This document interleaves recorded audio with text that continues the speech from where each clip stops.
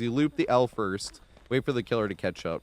And then when you catch up, you just loop the T over and over until the killer hopefully mind games himself. If he mind games himself once, you switch back to the L, right? And then you're starting back at square one.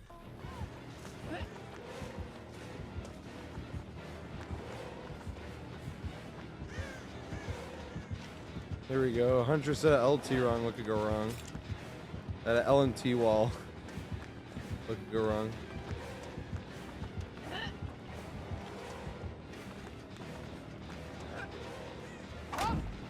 Yay.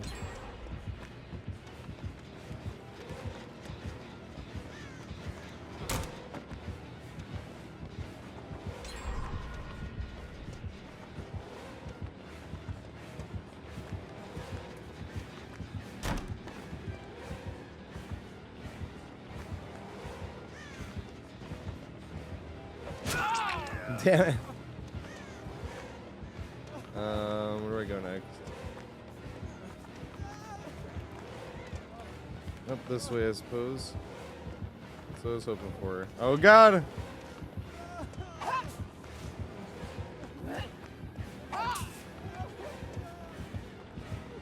Just gotta hit me with the M1.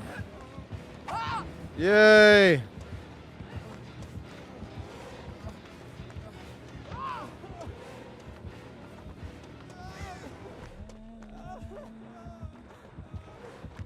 Got lucky on the greed. Lucky on the greed. Lucky on the greed. Now we looping tight. Now we looping tight. Swing. Yay! That wasn't a swing, but oh God.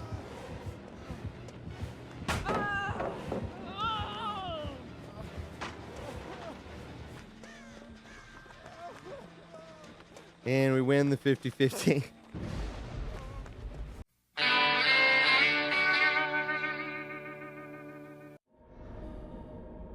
All right, Rotten Fields, where holding W is king. So this is a very interesting map in a way that it is very uninteresting. It has no main building. There's no unique tiles, just to Rotten Fields, only tiles that appear on all the other Cold Wind Farm maps. The one tile I've never seen appear on this map is a lane gym. Doesn't mean they can't spawn, I've just never seen a lane gym spawn on this map. The rest of it is just normal common tiles. There's 2 harvesters and a killer shack in the middle where the basement will always be.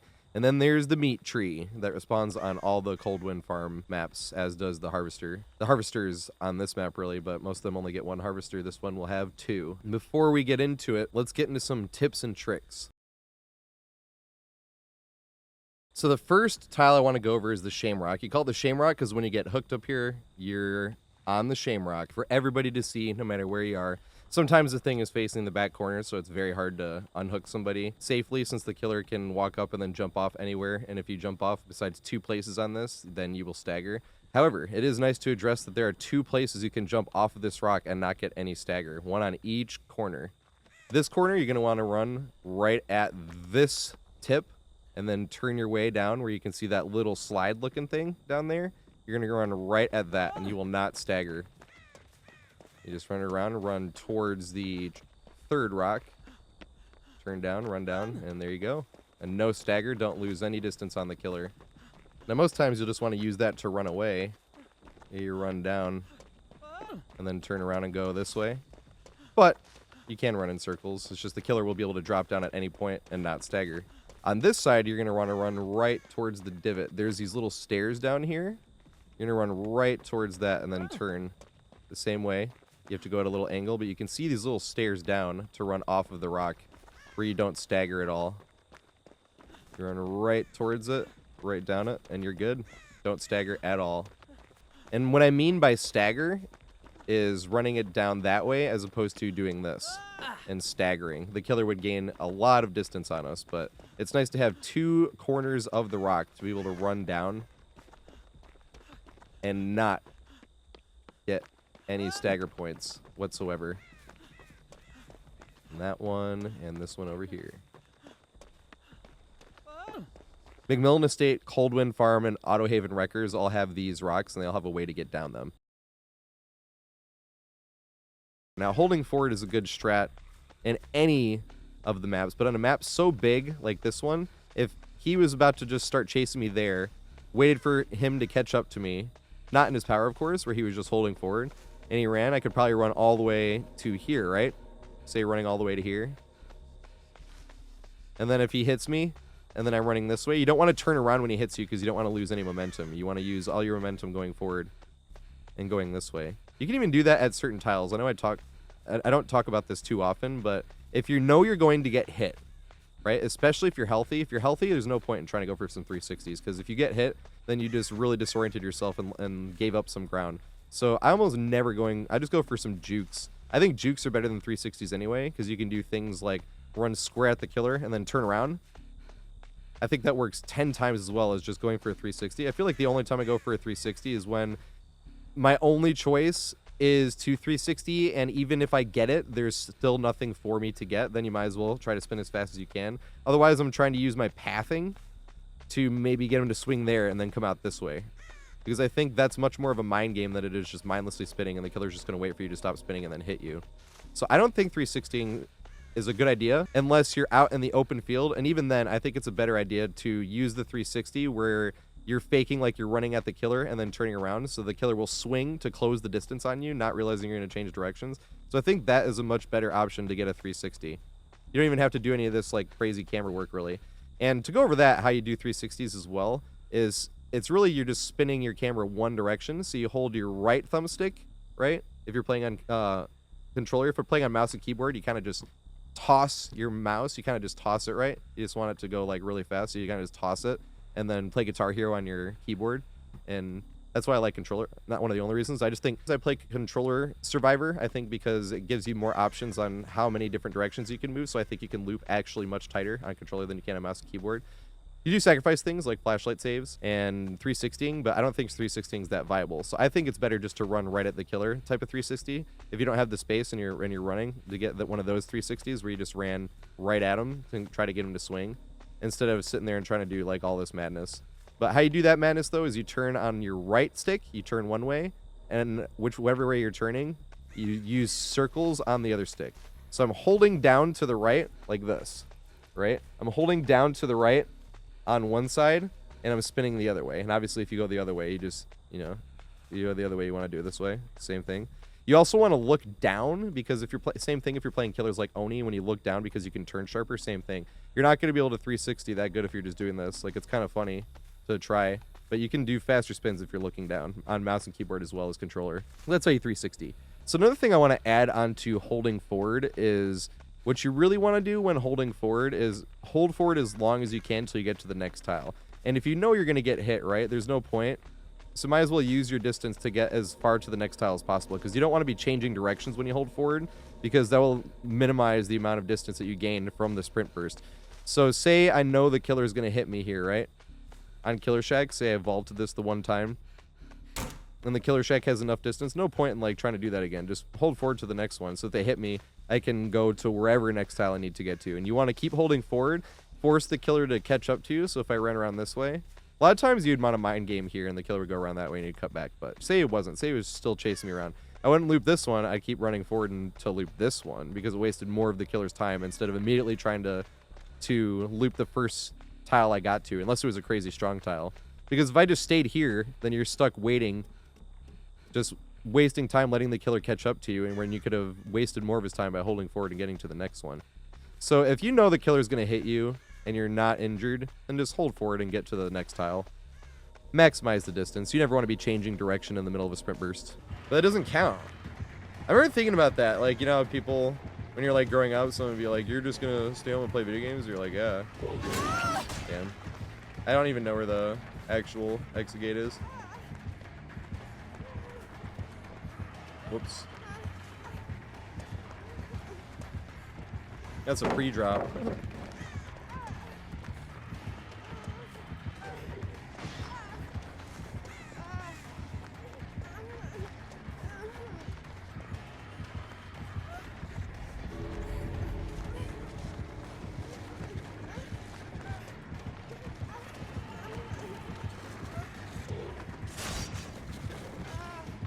No, I'm not gonna make it. No.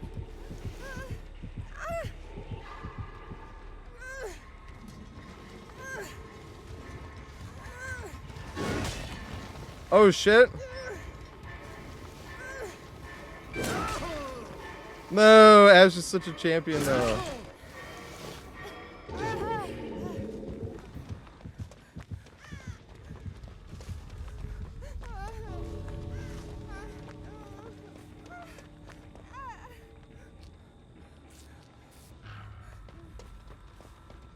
How did he get out? What?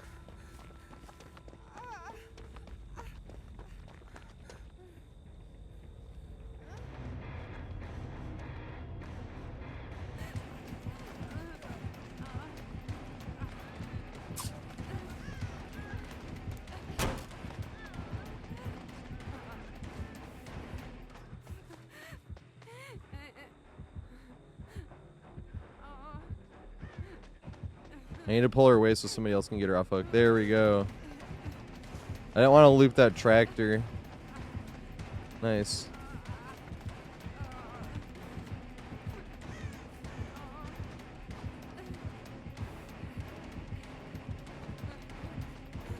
Good shit. I'm gonna greed the pallet.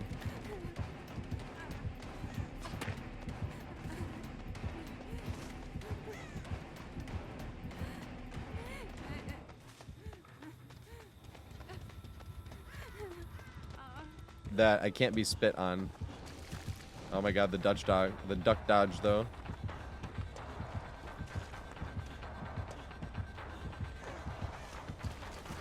Yay! Yes!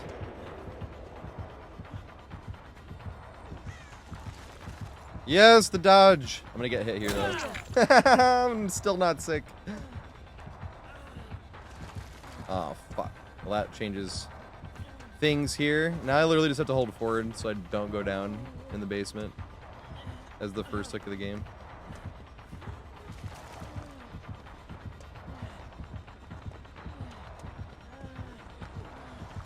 No!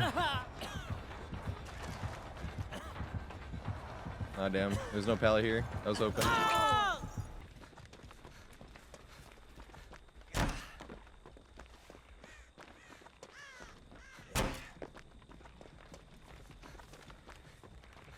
Boo. No, I went into pre-swing.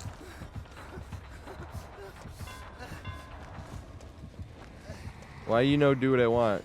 You are not. Boo, it's already down. That's already down too. I'm fooked. Yes! I live another possible whiff. Crouch. Yes! Dang it. I only got one though. Oh shit, it's Wraith.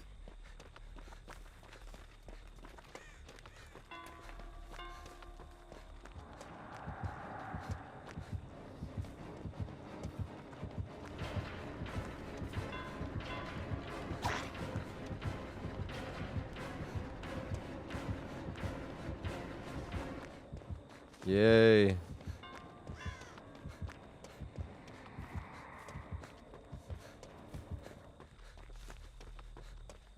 He bamboozled it.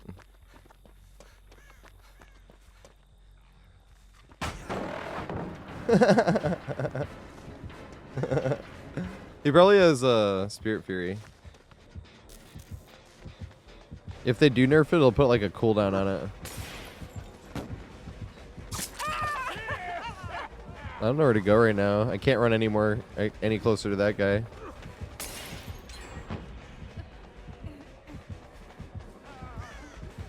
Yay, it worked.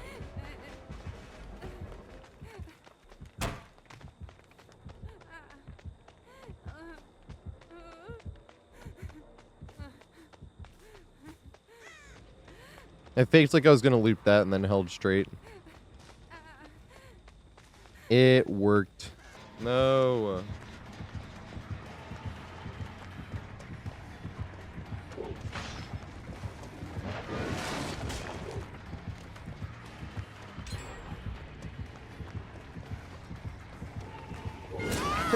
It's so petty. I will take a hit instead of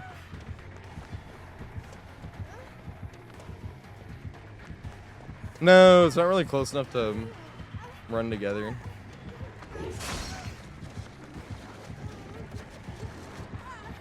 Dang. No, this is bad.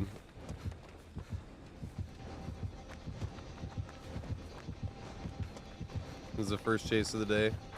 I'm not throwing it. I want to run to Killer Shack. I don't want to run to the fucking thingy.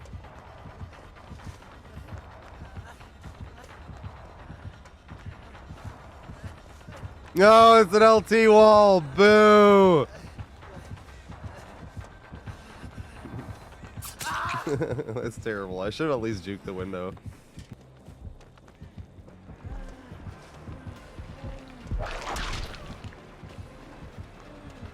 This is bad. I should have stayed there. But tractor usage.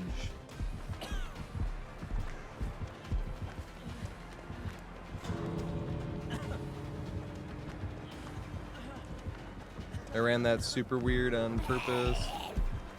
Not gonna matter though. No.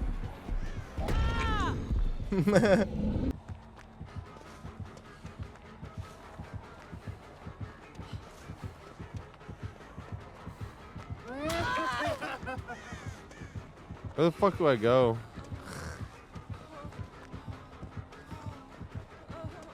Fine.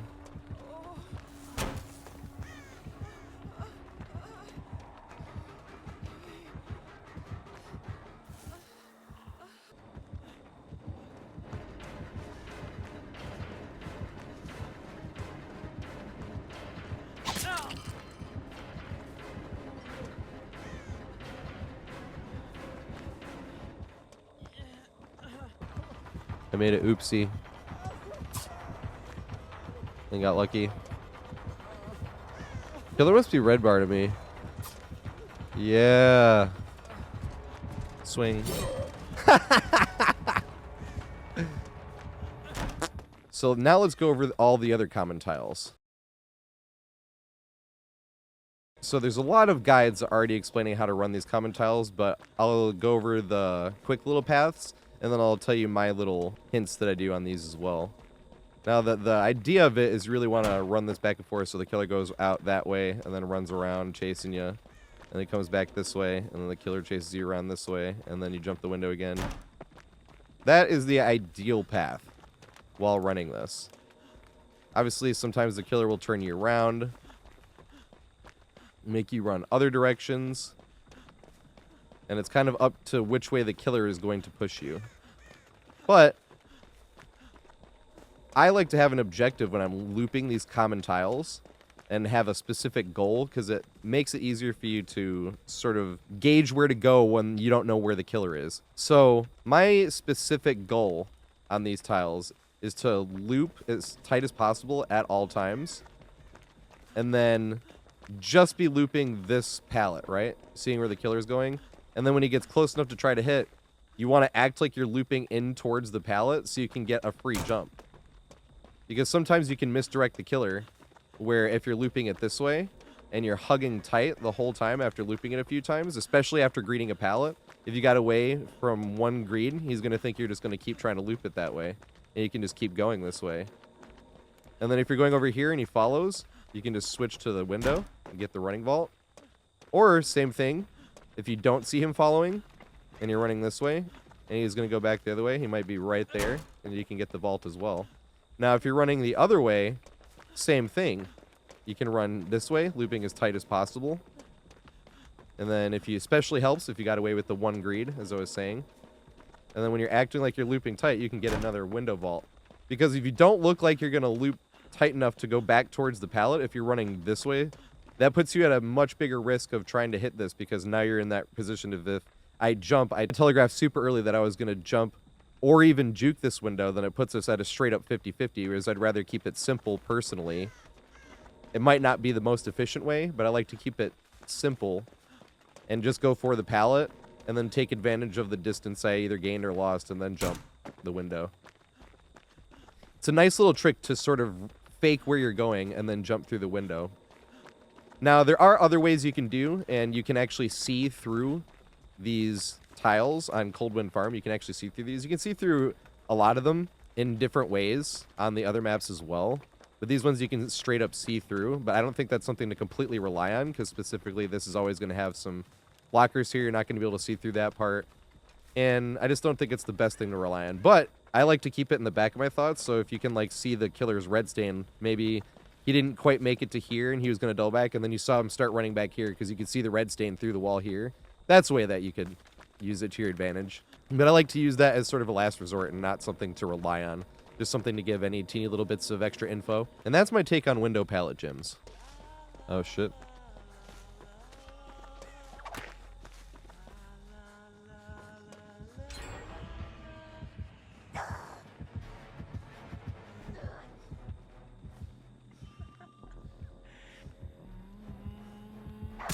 Oh, fuck. I didn't see him go that way.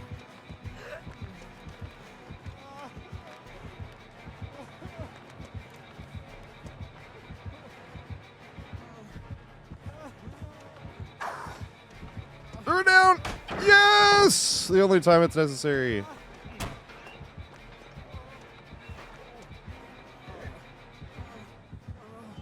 Oh, shit. Damn. I don't know what I'm doing. I'm in the middle of nowhere. And they're still going for an M2. Uh-oh. A double back here.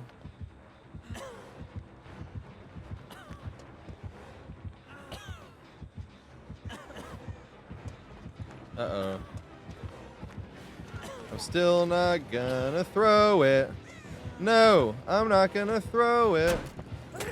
I'm not gonna throw it. This chase.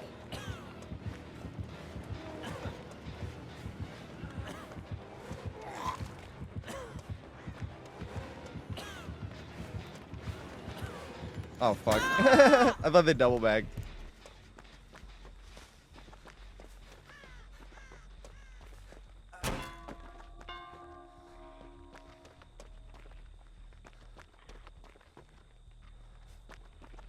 Damn it.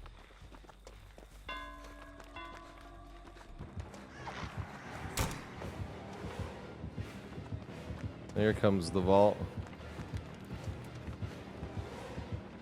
Yes! Damn it. I wanted to get it twice in a row. I was about to lose my fucking mind. Boo, I already threw this. I'm not gonna make it. Yes! I definitely want. There's nothing here. God damn it. Oh shit, it's Wraith.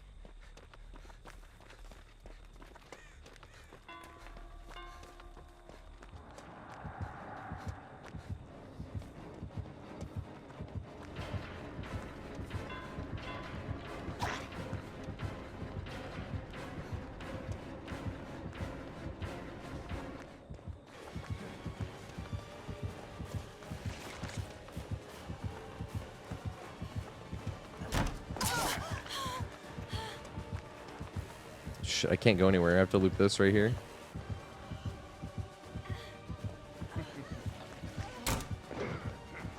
Oh, good shit. Here we have an LT wall. So LT walls are much more dangerous on this map because they are shorter. These are shorter walls you have to work with, so they are much more dangerous. So looking through the wood on these are much more helpful than they are on the other tiles, but also looking through the wood doesn't help you too much since there's almost no reaction time you get.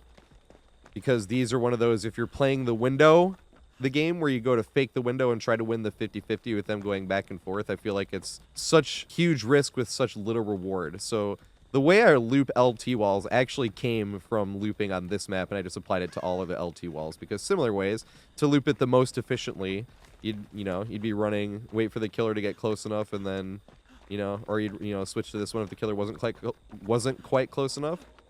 And then you're playing the 50-50 game to try to see if he doubles back or not. Now, I like to play it more safe because playing that 50-50 game, for me, resulted in either long chases or very short chases because it was leaving it up to a coin flip. So what I started doing to develop more consistently on LT walls is you loop the L first, wait for the killer to catch up. And then when you catch up, you just loop the T over and over until the killer hopefully mind games himself. If he mind games himself once, you switch back to the L, right? And then you're starting back at square one. Because then he pushes around that way, then you can jump here. And then whichever way he pushes you, now you're just stuck looping as tight as possible. Looping as tight as possible. And then hopefully he just mind games himself. And then if he mind games himself even once, it opens it up for you as well. Because then you can throw in a run square out the window technique every once in a while. Because they will notice a difference between how you're looping and coming out this way when you're looping tight. And between that and between you cutting square back in towards the window. They will see that. So they might think twice after going in a circle around the T-wall over and over and mind gaming themselves once or twice. They might think twice once they saw your pathing change. So that is how I like to loop LT walls instead of leaving it up to 50-50s most of the time and trying to guess whether the killer double backs or not. Because if you're leaving it up to that, I'd just rather never vault the window and hope that he double backs every time. But that can also result in you going down 17 times in a row. And then you're second guessing whether or not you're looping LT walls correctly because you've just gotten unlucky 18 million times in a row. So I developed this strategy where you just loop the L until they're close enough and then you just loop the T. Hopefully they mind game themselves. And if they get one or two mind games, then you can really start to try some of those mind games. The one thing you never want to get caught in the middle of on an LT wall is one of these scenarios where you're trying to fake here and he's right there. Because if you don't fake it, he's probably going to get you before you get anywhere else, maybe to here. But this is leaving it up to RNG because we have a tile close enough for us to get to after a fake. But most of the time, even if you fake it, they can still hit you before the next go around, unless they fake hard. But most killers will not double back that hard. And if you jump the window, they can just come back and then you're stuck doing this. And that's one of the things I try to avoid at all costs on Survivor is doing this scenario. I almost never try to jump a window back and forth twice because I always assume they can hit me. And then you're leaving it up to panic vaults, and I don't like panicking. So my scenario with most windows, if you can't make it and you're not sure if you're going to make it or not, don't go for it. If there's so much distance that it's on the very edge, you might want to go for a quick crouch juke. And if they're even closer where there's no hope but going for it, then you don't even have time for a crouch juke, then give them some type of little juke. The one thing you don't want to do also with jukes is just not juke at all, right? You want to do something. So you won't even lose any ground if you do it this way, right? But say you were running here and you were going to juke it. If you just like run smooth, that wouldn't help anything. So I like to give some type of little juke, even though it's so minimal, just because that's the whole point of the crouch juke is to make them think you got the slow vault, right? Because of the jerky action. But if you don't have space for that, you still want to do something weird where you didn't lose much ground. So it wouldn't have mattered. Boo.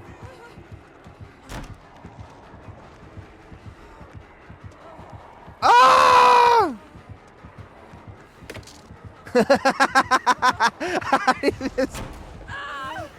He got game fucked. He got DBD'd.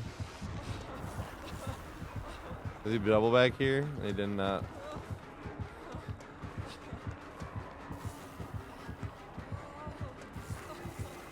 Oh god.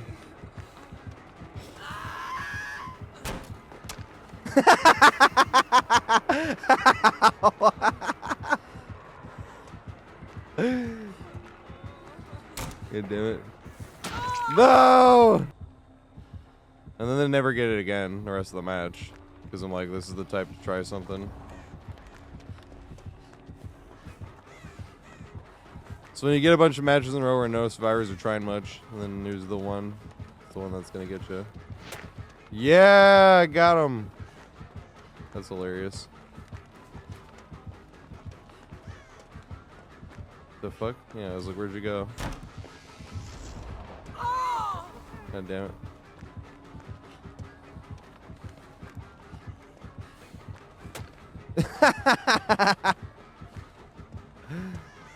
Got him again. He fucking left.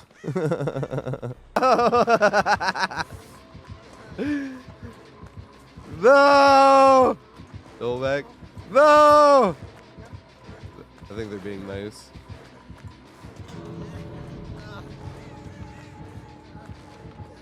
Go back.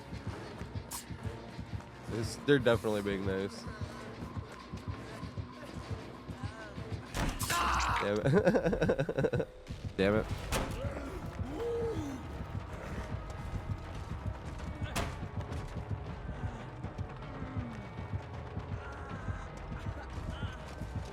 The vault. Ah! You don't see that often.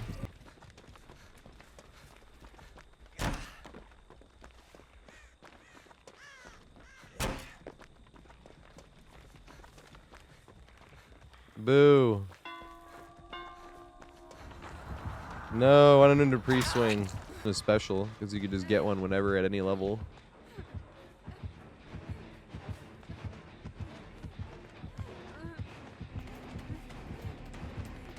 Oh, good shit.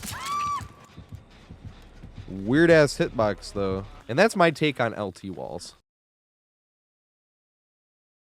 This is my take on the Longwall Gyms. I think this is the strongest of the common tiles, specifically because it's most commonly linked to what we call the OPness, because we called it OPness, like the strength of this setup, like the OPness, but of course it sounds like OPness, so now that's all we say is the OPness. This would be a pretty decent OPness actually, just in short, we'll get to this later, but looping the killer around this way, and then he pushes you around that way, and then you run right in and connect the two tiles together. So this is a pretty good example of what I'm talking about, it being connectable to the other tiles the easiest. But how you really want to loop this, and my take on this, because there's more efficient ways to run this, but I want to loop this basically just in circles and then running hit this way, because essentially the dream way to run it is for the killer to just chase you all the way around this way, right? And then come around the pallet and then allow you to jump back this way. A lot of times killers will mind game, push you back other ways. So I like having one object in mind, one path to try to run, instead of trying to play completely off what the killer's trying to do. I like to get back to what I'm doing essentially. So what I like to do is just loop this, similar to the other gyms, where you're just looping the pallet by itself, and then when you get the opportunity, you jump the window. You can even do it this way too, if you get the killer slightly close enough. This way is just a bit more dangerous, because by the time you get there, you can jump around. But you sacrifice more ground that way, and it's easier for when you're jumping this way for the killer to double back and go back around that way. But it's actually harder to mind game this by selling it, since it's so far away that you lose ground, especially if you have something in the middle like this right here, because you have to run around it. You don't have to, but it is much harder to not run around it and run around it. And that's one thing I'm improving on as well, trying to look behind myself, so if I'm running this way and still be able to get the running vault. But that's something I need to work on. But if you don't have something in the way here, it's much easier to get the running vault without looking behind you. So that's my take on this, trying to loop the pallet as much as you can, and then waiting for the killer to sell to it.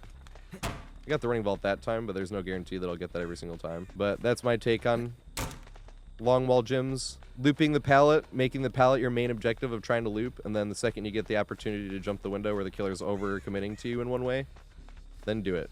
I will say, if you're going to try to use the pallet, standing here is a bit more unsafe. You can stand a bit farther out because you can line it up that way and see, but you're at such a risk if the killer mind games and walks back around this way to get hit running from nothing. This is why a lot of people will do this. They'll do circles, but I don't like doing circles, because what happens if I'm here and then the killer went? So if I'm trying to do stuff, I usually like to move around a little bit like this, because I'm still not running from nothing, and I will get my momentum back a tad bit quicker than I need to, and sometimes a tad bit's all you need.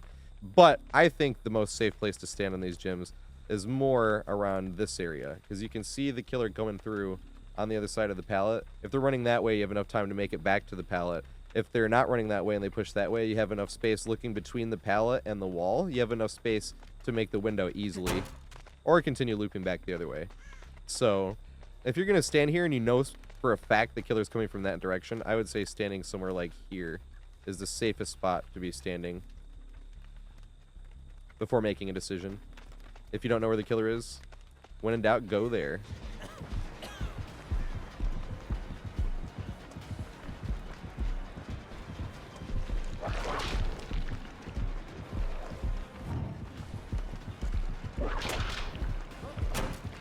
Got the crouch juke. Let's fucking go.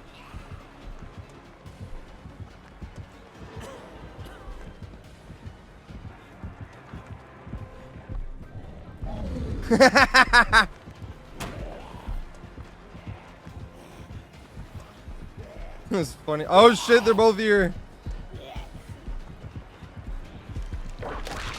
Yeah, we got the jukes.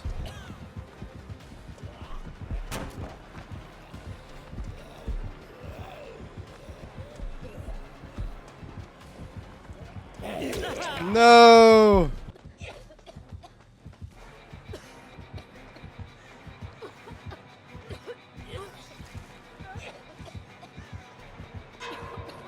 Oh, fuck. This is very bad.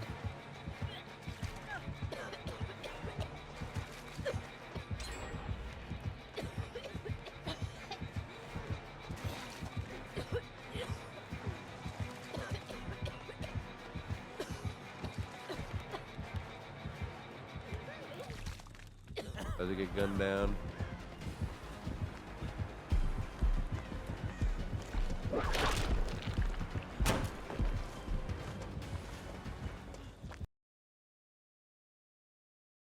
Okay, this is a simple pallet gym. This is also known as either pre-drop or get hit at some point type of gym. You can still see through the walls, so that helps a little bit, but not tremendously because things can be in the way as well. So my take on this gym is standing just about here if you're not in the position to throw the pallet and you're just using it as a time waster. Because throwing pallets on a map like this, on any map really, you want to save pallets till the very end. Why do you want to do this? Because if you get involved with that comp killer that is only chasing people to kick the pallets or maybe even get a free down, you want that pallet when you're on deathhook, because if you're in that inevitable 3-gen, you want to be able to have the pallets to get away if you're on deathhook. You don't want that pallet gone because you threw it when you were uninjured and not hooked at all. You want that pallet in the area when you're running for your life at the end of a match and you're on deathhook. That pallet is the difference between saving you and not saving you. So I think it's very easy and a good thing a lot of times to just eat it down instead of throwing a pallet. So a lot of times they'll do that here. If you're sitting here, you can see them sort of coming. If they moonwalk, you have the most time possible to react to that. You can see through this one on Rotten Fields, but the other ones you can't see through. So you sit here with the sliver of view on there to see him either moonwalk or to see his red stain coming up, and then you can walk this way or that way. Same with this side. This side you'd want to stand somewhere like here-ish, but you're still risking a lot. This is a very unsafe pallet. And then if you do get the opportunity, you want to run around this way, because this way is actually more fun and seemingly more consistent to try to loop, since it's very unsafe, but you can get extra loops from the greed, and at least you know where the killer is and what's going on. So this is a fun way to loop it as well. Nobody ever uses this side, but you can loop it here. I will say, I think the most useful thing for these specific gyms, especially in a map where you're trying to get away, say you were going that way and you wanted to get away and the killer was over here, you need to run around. You would want to try to come in here, because if the killer was watching, you go in here for a second, wait for the killer to double back, and then hold forward, because the killer might swing into that pallet trying to get to you, and you just made all this type of distance, and now you're at a way better setup to get away from. So those simple pallet gyms, I honestly think, are best used to either use to get to another tile by faking them out a little bit, going in, make sure you break line of sight. Don't wait for them to break line of sight, because there's always going to be a teeny bit of latency. So you want to get to the point where you're like, they're probably going to turn around here. Because if you wait for them to turn around, it's already too late. It's like that with a lot of different things. Juking a nemesis whip, you want to juke when you think he would whip, as opposed to when he brings it out, because latency will always give you a slight less time to react to something. So you want to do something with a plan instead. So you want to sell for a little bit, go in where you know you would have broken the line of sight, and then run on to the next one. Or you can just run up and pre-drop. But you want to save this till you're on deathhook, but these are not mind gameable. If you're patient enough and you're standing here, just right at this corner, you can go back and forth on either side. You have to wait for him to commit. He will not be able to get you. Just don't get yourself caught panic vaulting. You got to stand here and have some patience. Because for him to hit you here, he'd have to be pretty much like here. And if he's here and he swung, you'd still be able to jump in time. That's what I mean by having patience. Here, same thing. You have to wait till he was like about here to swing. And if he's about here, you could still jump that in time, and he wouldn't be able to hit you. So don't vault until you know for sure, like, oh, he's going to be able to hit me, instead of being like, he's going to hit me. No, this is a big enough tile where you can safely jump either side. He will have to break this pallet. And that's my take on the simple pallet gyms.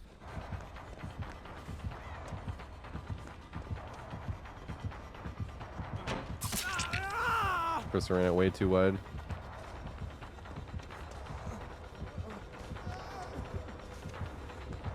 Boo. Watch this sick pre-drop.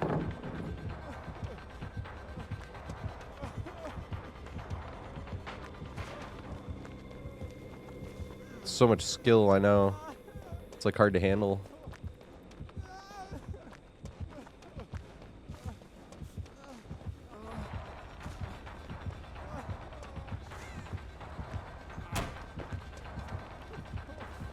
They make it to tree? That'd be hilarious. Yay. Sufficiently held W all the way across the map. I've been making YouTube videos on how to loop. Maps like this, it's kind of hard to make an actual video on how to loop, though. Maybe she'll think I'll go to loop that, and she'll stay there for a sec. Hold it.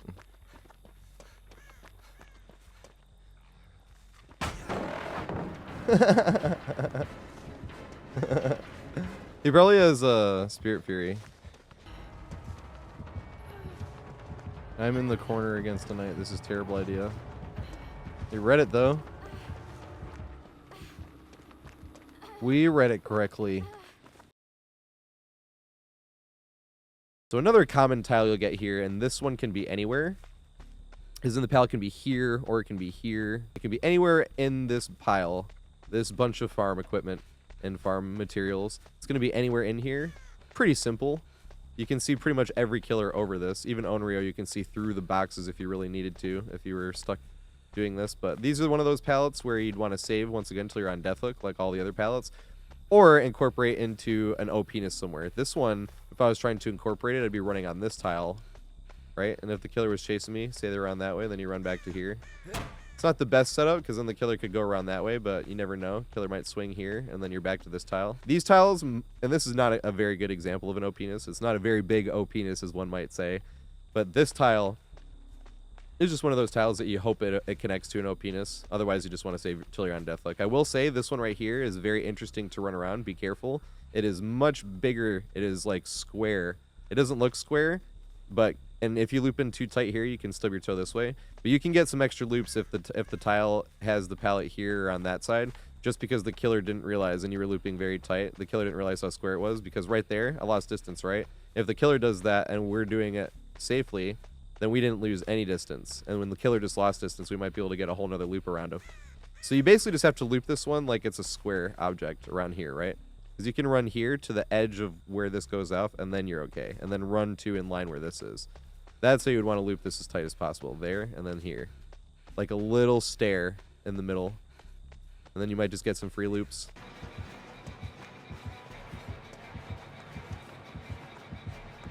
That fucking sucks. Still not going to throw it. Yay! I'm going to fucking throw it this time. This is another common tile that can spawn. There will be a pallet here, and this is another one that you can get extra loops off by looping as tight as possible, because this is much harder for the killer to do this, seemingly, than it is for survivors to loop this. And we can see most of the killers over this, and it's hard for them to see us over this. And you want to loop this side. You don't want to loop this side, because it's much easier for them to mind game, unless it's something like a Nemesis or a Deathslinger wearing a top hat, Huntress, you know, something that's taller. Now, the fun thing about this one is once you throw the pallet, if there is a pallet, you want to save it, obviously, but once you throw it, the killer will try to mind game you, and it is funny watching the killer do some double backs when you're running in, because it's such an odd shape that a lot of times the killer will double back after the pallet is thrown. But I'd rather just loop as tight as possible and laugh at the killer trying to catch up to you because we're looping as tight as possible on this tile specifically. But that's my take on this common tile. These haystacks are amazing to greed, and a lot of times they can be connected to a tile that you can connect as an OPness. But these ones are great because a lot of the killers can't see you over the tile, but you can see the killer over the tile, so it's great to greed because the killer thinks you can't see them for some reason. I'm not sure why, but on these, I swear, you'll see a lot of killers doing some crazy mind games like you can't see them, even though you can, and you can get some extra loops out of them. And you want to loop this one until they get even closer. If they're close enough where you know, no matter what, it's, even if they respect it, they get you again. That's when it's time to go through this. Don't forget you can look through this hole and you can see which way the killer is going. This is a very risky tile to loop this way, but use everything to your advantage and waste as much time as possible, especially if you're not going to throw the pallet. This is a safe pallet though. If you want to drop it, you can just drop it, and the killer's not going to be able to do much because there's no way he's going to be able to get all the way to here. You have to lunge at you from about here, for you to jump, and then he'd have to lunge at you from about here. So there's no way he'd be able to get to you, and you can just vault freely back and forth. But save the pallet, try on death hook. That's the way to go. And connect it to a common tile if it is possible. Here's another variation on a haystack pallet that you can see the kill over. And a lot of the killers can't see you, and they'll mind game themselves, which is funny. Greet it accordingly. This one actually looks like slightly connectable to the Longwall Gym. Not quite. It's not the strongest OPness I've ever seen, but you might be able to get some connectivity there.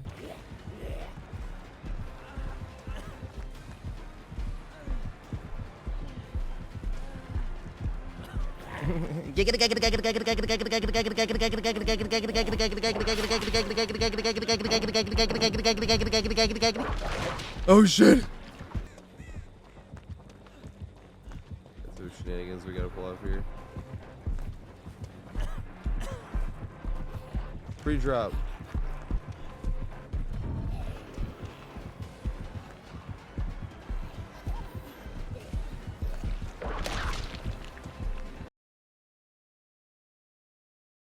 And that leaves the killer shack.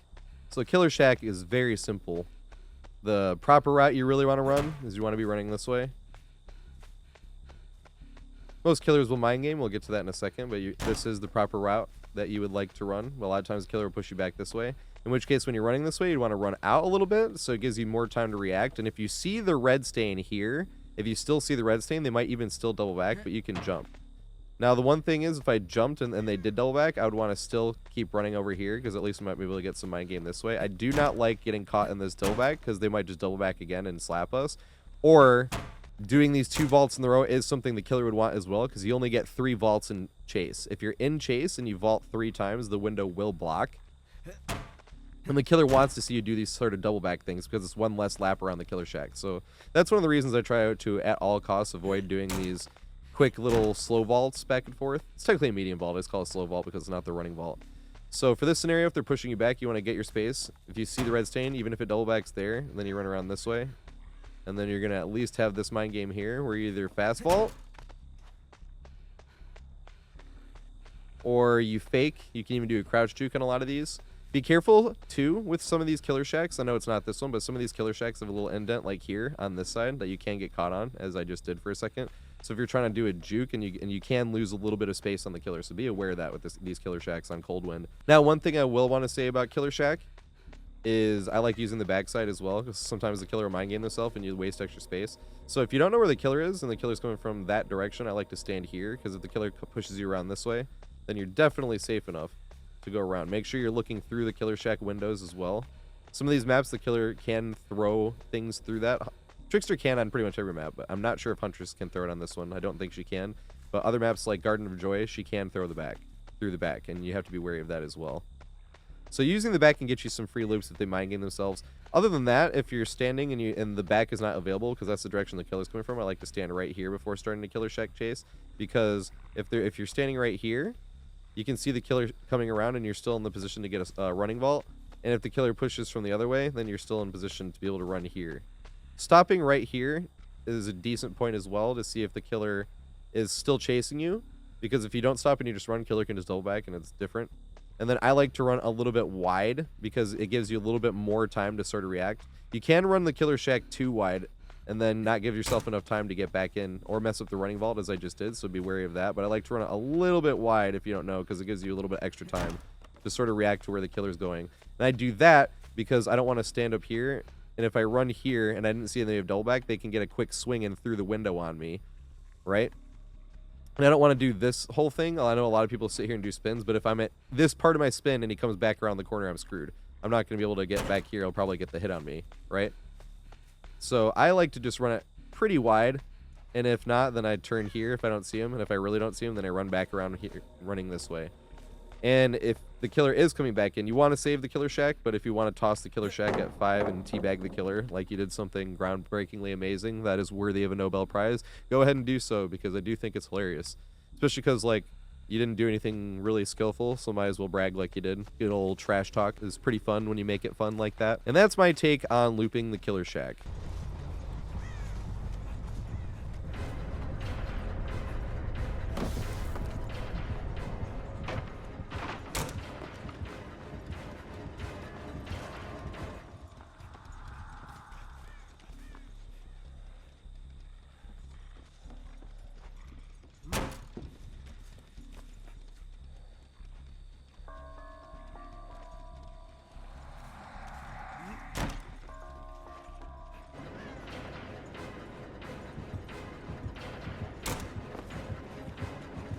Interesting. What's up, Kat? How you doing?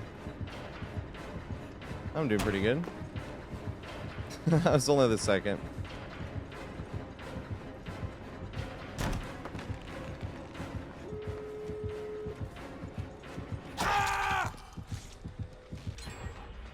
I love Nemi. I think he's the perfect warm-up killer, too. I am close to 13,000 whip downs, though.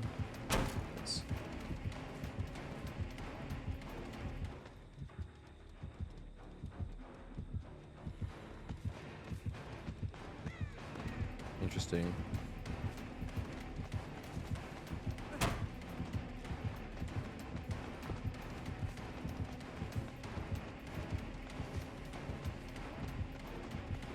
They run through? They go behind? The fuck? Where did they go? Uh-oh.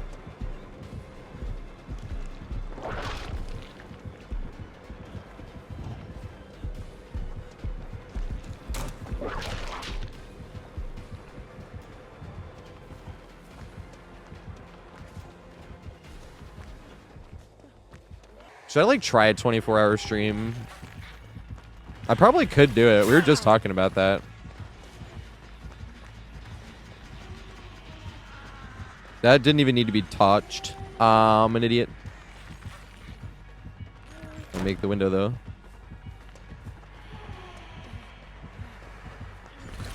Damn it. Good shit. The meat tree, depending on how the killer runs it, is very risky. If you don't want to throw the pallet, if you throw the pallet, it's one of the safest pallets in the whole game, essentially.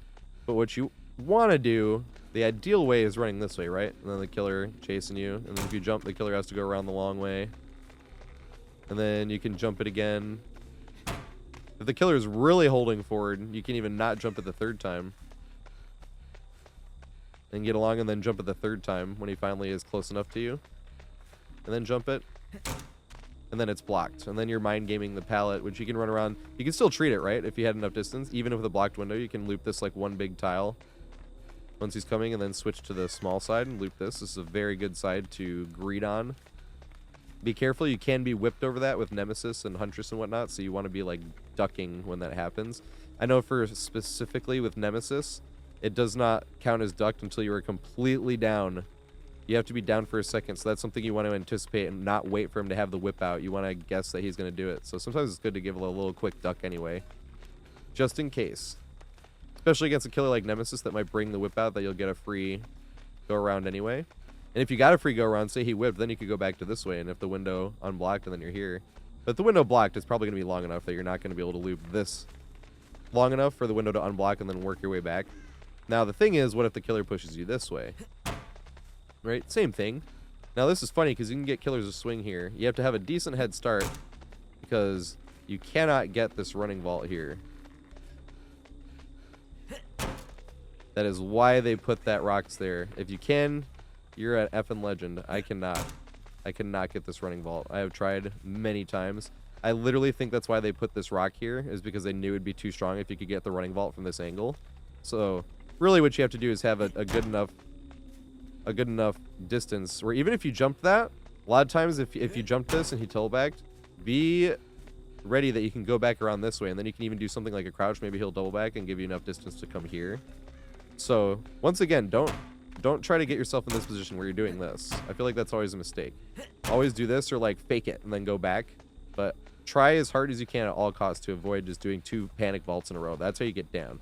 So one pivotal spot to make sure to be careful to stop at is this spot right here, because that is a very likely spot for the killer to double back if they're going to double back. That's why a lot of times if you're running it this way, you want to run like you're doing a little sharp, and they might double back anyway, get some extra space to work with. Might even get a double back if you're running it the big way, waiting for him to come anyway, because you might just get a free double back if you're running it around because they'd expect you to vault the window. But beware that this spot right here is a good spot for them to double back when you're running in, so you can be careful. And you don't really have to jump until the killer is just about here. So unless you see the killer like over these rocks, the killer's head over those rocks, you really don't have to jump. But if you see the killer's head over those rocks, you are in trouble. So be careful. You just want to see him coming around the tree before you jump. Come around the tree, then you're good. Because if you don't see him make it to there, he's going to double back. This is a very safe pallet, however. Killer has to drop it because it is not mind gameable. Even if they tried to push you around that way, then you can come here and the killer is back to that spot and you're jumping. Like I said, if the killer tries to push, like, there's no reason for you to run around this way. And same with the other side, especially when there's the window there. So the killer will have to break this pallet if you drop it. And that's my take on the meat tree.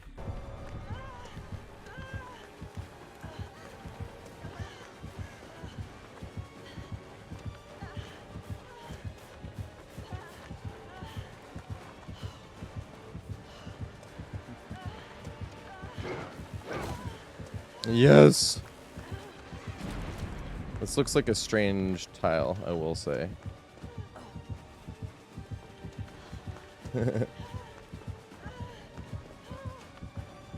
No! I was hoping you would double back.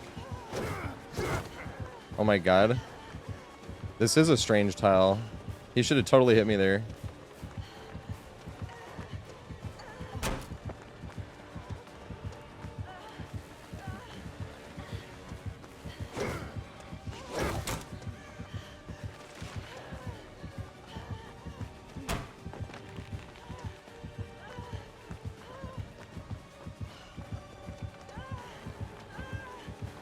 Dang. Oh, fuck. I am fucked, though.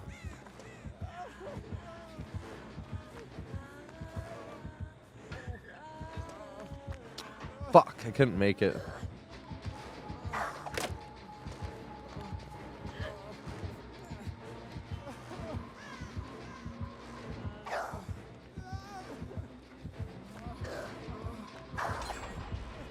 The duck. Run. They know the trick shots.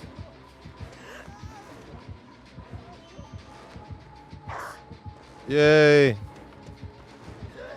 Don't throw it.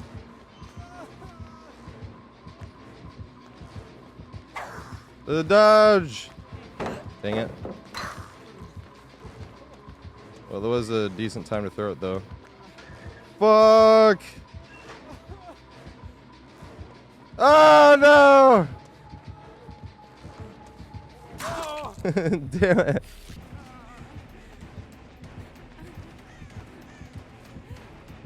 I got wiretap. Oh shit, I got wall hacks. Yeah,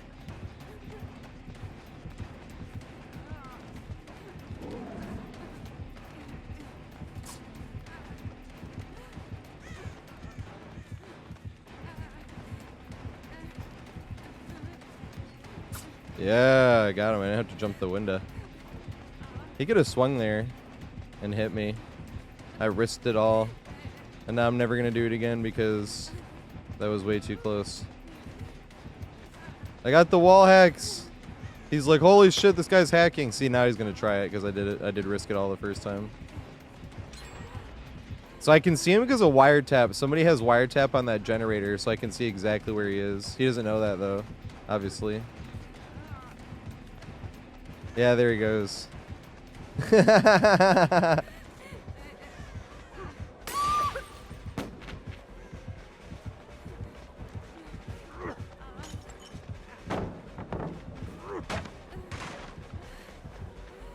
Wasn't sure what else to do there.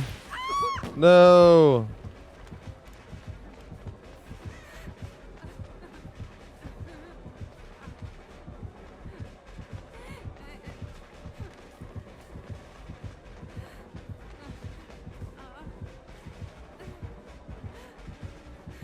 God damn it.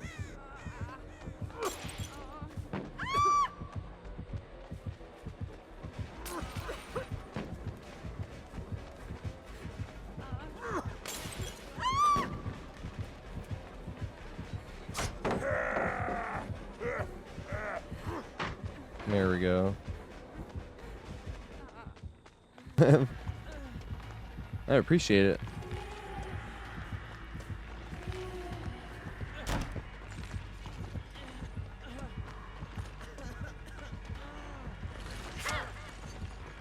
Honey, we ran away from that spirit. Come on, queen. No.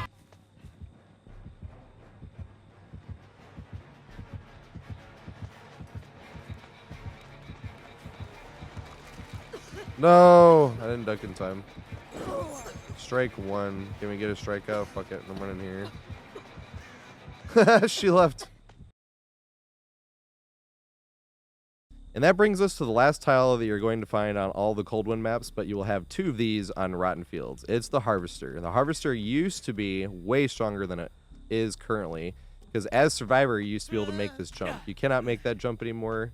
It is big Sag. You used to be able to bully killers by making that jump, and then by standing here without using this window, you could watch them drop down, and then you could only use this window once before getting into the technique we're going to discuss further.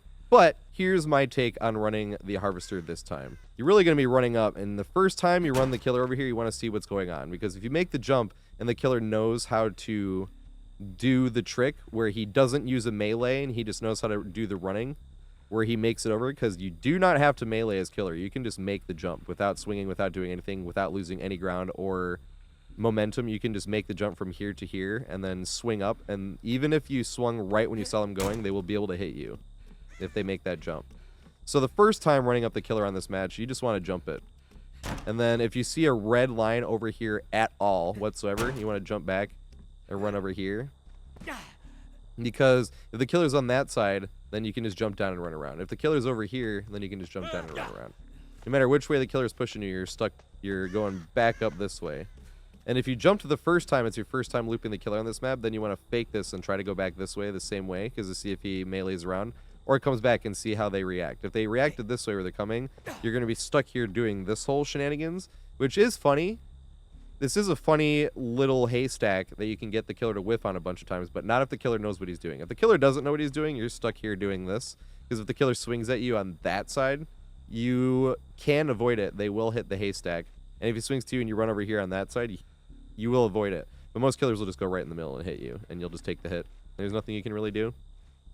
But it is funny to try to play some dodgeball on these every now and then with some newbie killers. But most of the time that's not going to happen, and the killer will just go down and slap you. And this is a terrible position to be in if the killer just goes down and slaps you, because if the killer slaps you and you take a hit, you just wasted some of your sprint burst taking some stagger, and a lot of times you're not even close enough to a tile to be able to make it anywhere else safely, so you just took 2 hits for the price of 1 joke. So be aware when you're trying to do that to killers and test if they're a baby killer or not, is you might take 2 hits for the price of 1, which I don't really think is worth it. I try to avoid that. So if now you know the killer is going to go the other way on your second chase round, then you can juke that. Otherwise, you're taking a huge risk on your first chase, because the killer might not even know what's going on here, and they just hold forward and slap you here anyway. And you're not the safest going here, because the killer can be holding forward with the red stain here and still make the jump over that way. And if they still make the jump over that way, you're going to get hit. So it's not really a safe checkpoint, in my opinion, to wait for the killer's red stain to go over here, because if they know what they're doing, you're screwed. So you're taking a big risk to not vault it and then come over here. But if you don't vault it and you want to see what they're doing over there, then it is a good idea to slow vault this, because you can see where they are.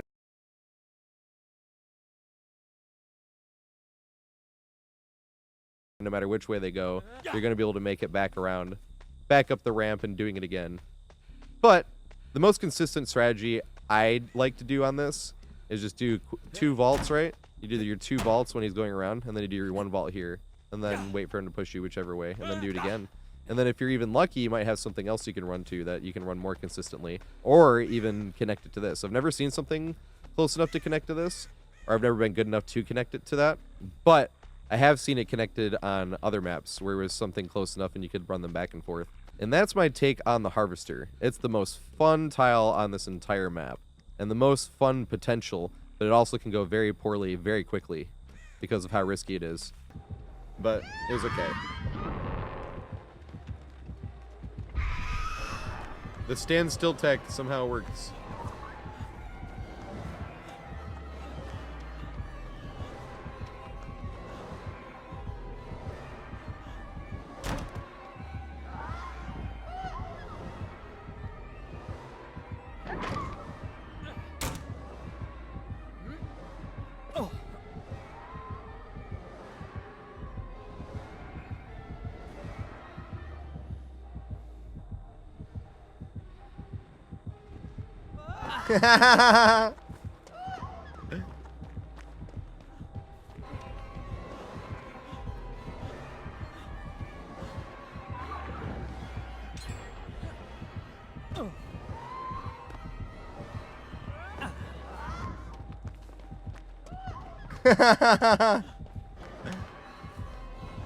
Oh shit, I should have kept running that way.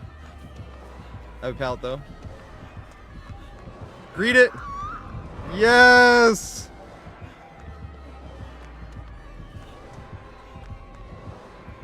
I'm gonna jump it this time.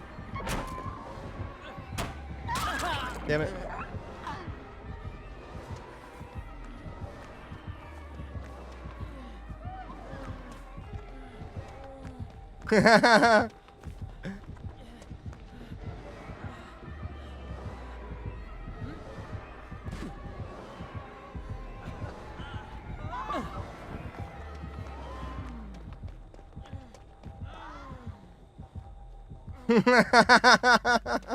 Oh shit. No! Can I work my way back to it? Mincy.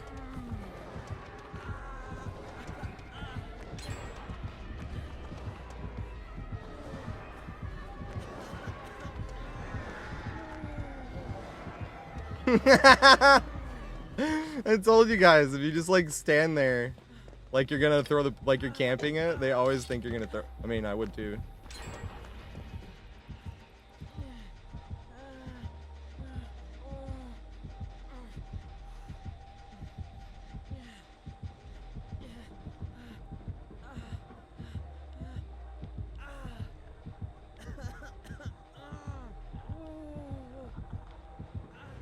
No!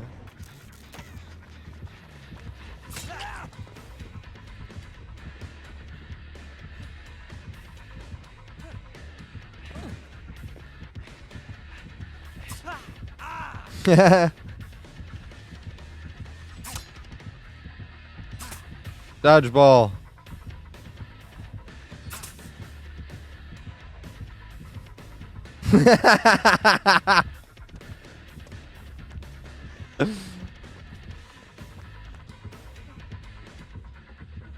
Oh shit. Damn. He knows the trick.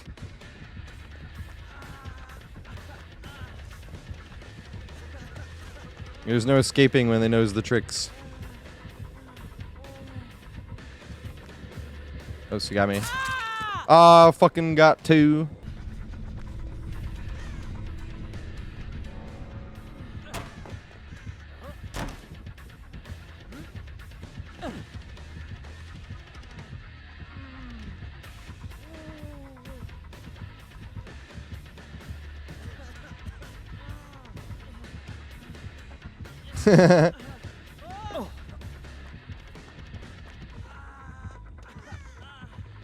No! Yes! Pallet, pallet. No pallet! Oh my goodness. Right. Dang. No, you were supposed to go down and slap me.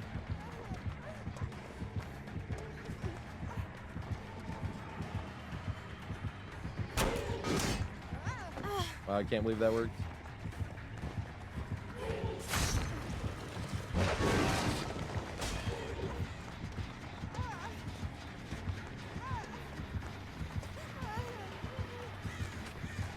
Tractor value.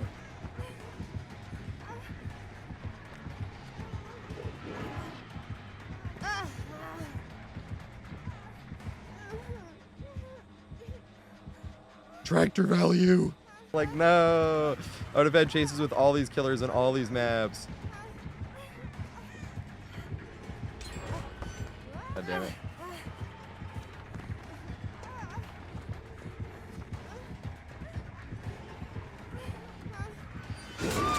No.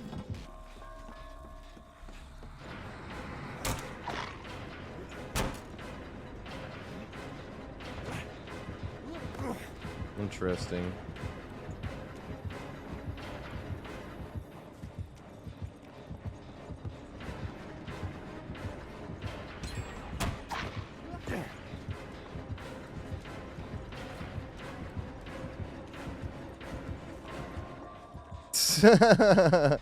Run up the tractor.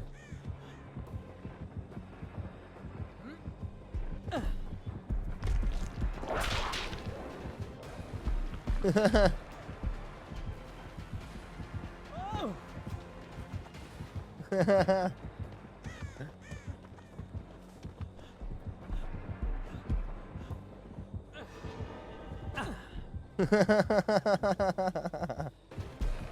hate this fucking tile.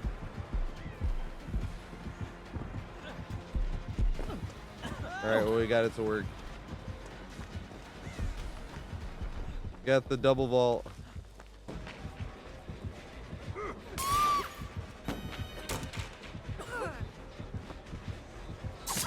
Dang it.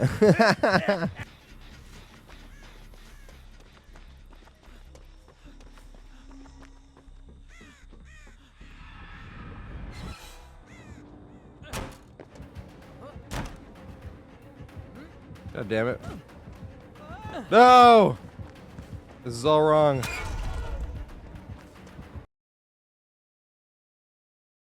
The last thing I want to talk about is OPnessess. The OPness is something you always want to be looking out for. It was a joke started originally by the OP level of something. Like, this setup is a slight OPness, not that big, not that strong, not that girthy, as one might say.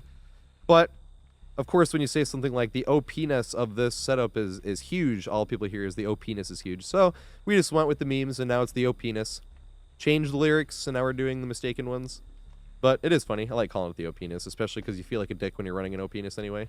So this one, the best use, I would say, is if you're running this way, and the killer is running around, and the killer's going this way, and you just run here, and then jump the window, and then you push you that way or that way. If he pushes you back around that way, then you run right back to the OPness, right? So you can even use this one, but this one is a little bit more risky. So I'd want to use this one instead, if I had enough distance. But if they're going to get some lusty blood and you're going to want to do that, then you might want to work your way around from this one, because it is closer. And this is not the most girthy OPness, but this is a decent example of one where you could connect together, and especially when I was talking about how Longwall Gyms are easily connected to other things. And it doesn't just work for the haystacks. You can get an OPness from the wheelbarrow being close enough to a gym. You can get an OPness from a simple pallet gym close enough to a long gym. It's just basically anytime you see two tiles that gave you good RNG that shouldn't really have spawned that close together that you can connect easily, or something that you want to watch out for. This is another one of not the best OPness, but something that you could still work with. So you could waste more of the killer's time without throwing the pallet, and that is always the biggest option. Any way you can to avoid throwing a pallet and wasting the killer's time, that is the goal. Save resources and still loop the killer. So what I like to say is save a pallet, use a window.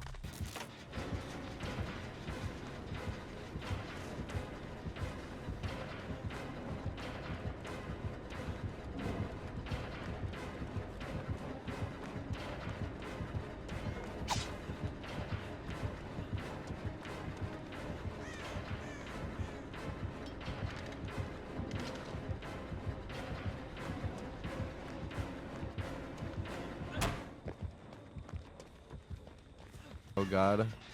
She must have discordance.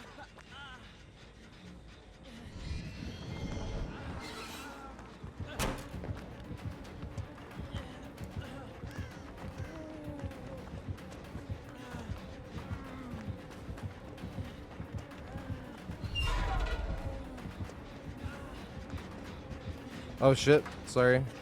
I was just connecting to the OPness.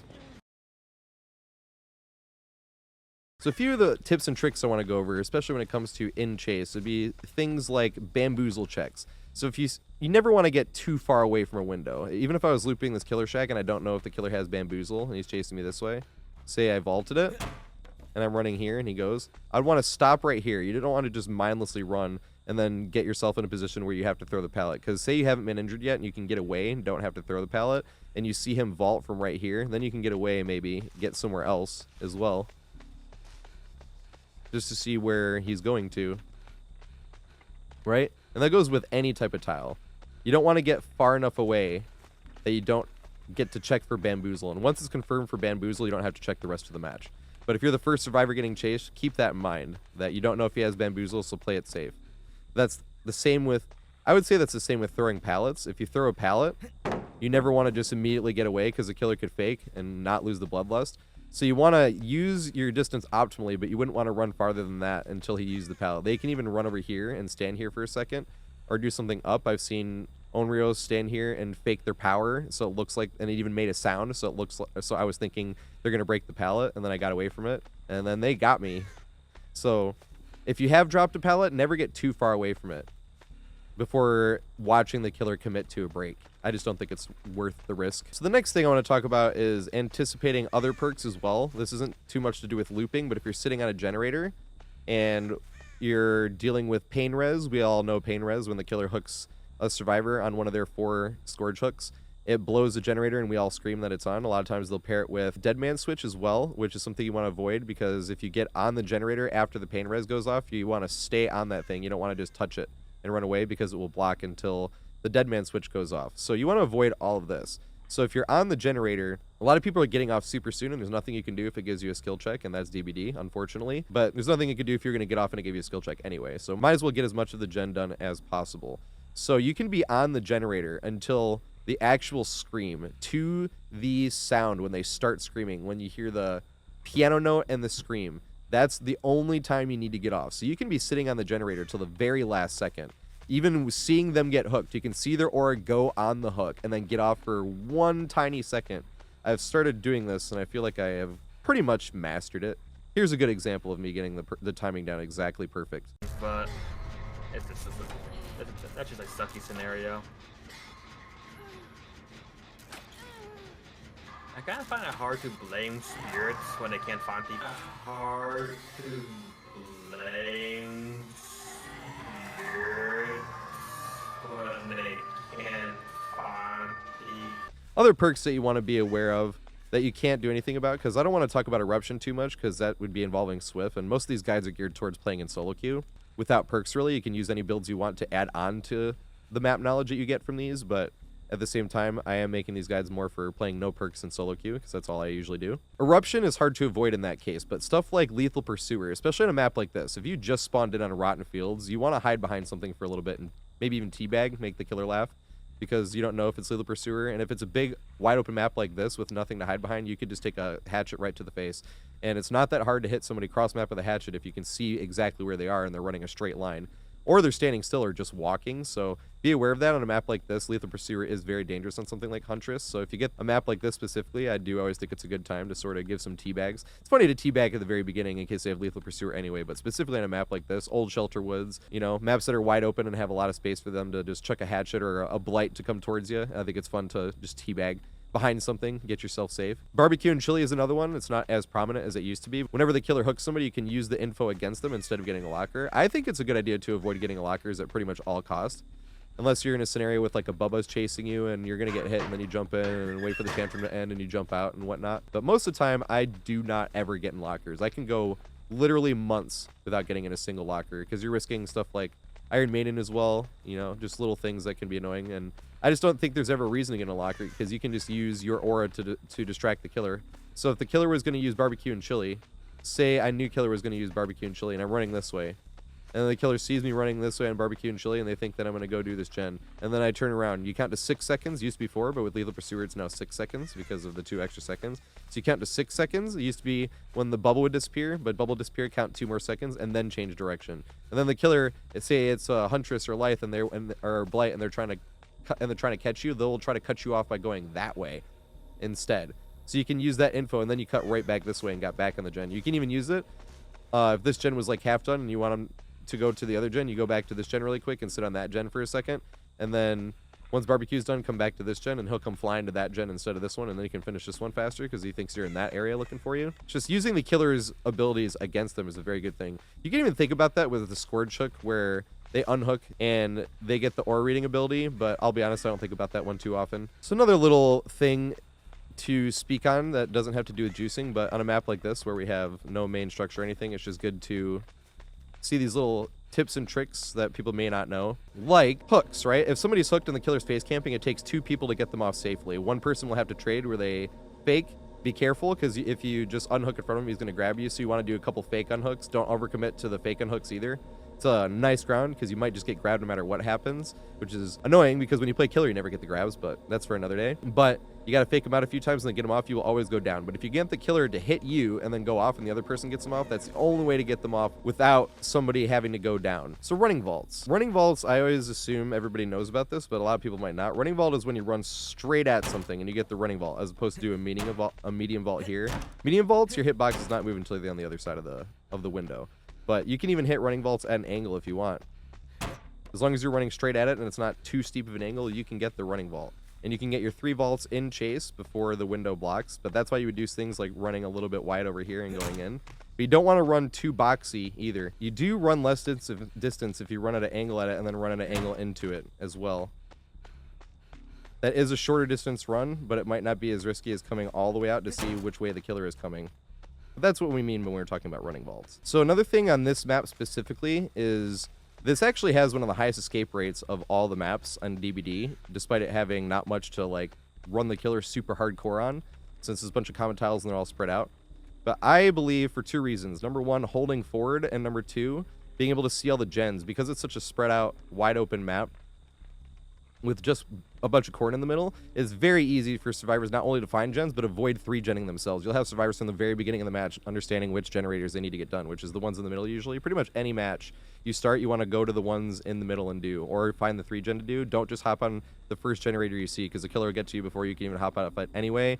Or they'll just let you do it, and that wasn't a gen you wanted to get done. It's one or the other. So sitting on the first gen you see, especially if it's in the corner of the map, never do that in the beginning of the game. It's a bad idea. Another thing is go for great skill checks. If you're too afraid to do it, if you're on a generator with somebody else, that's fine. But if you're on a generator by yourself, nobody's going to see it.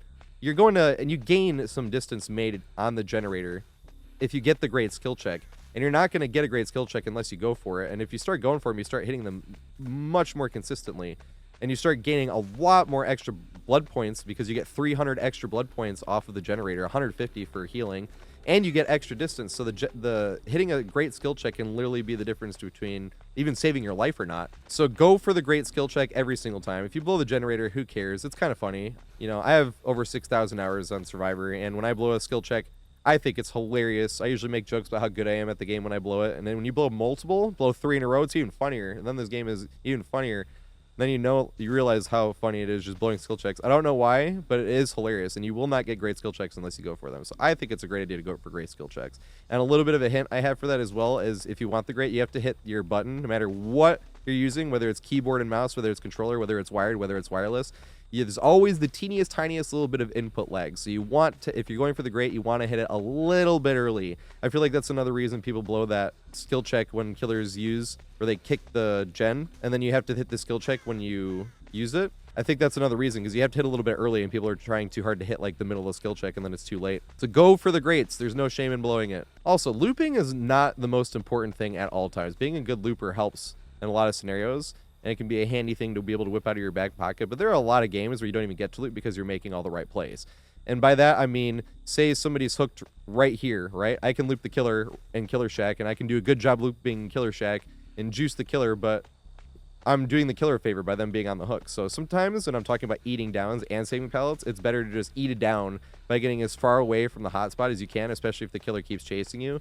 Then even if you have nothing over here, right? Say somebody was hooked right over there at that LT wall and I'm in this corner, doesn't matter, right? Say this is already done. I don't want to sit here and try to loop that LT wall or try to loop where if there was a pallet here, I wouldn't want to try to loop these, right? I would want to keep holding forward even if it meant me going down, because I want to cause less pressure on the killer. Because if the killer downs me and I'm that close, they could just keep me on the ground and now they can just stay in the area. So you really don't want to crowd the killer at all, to be honest. You never want to crowd the killer.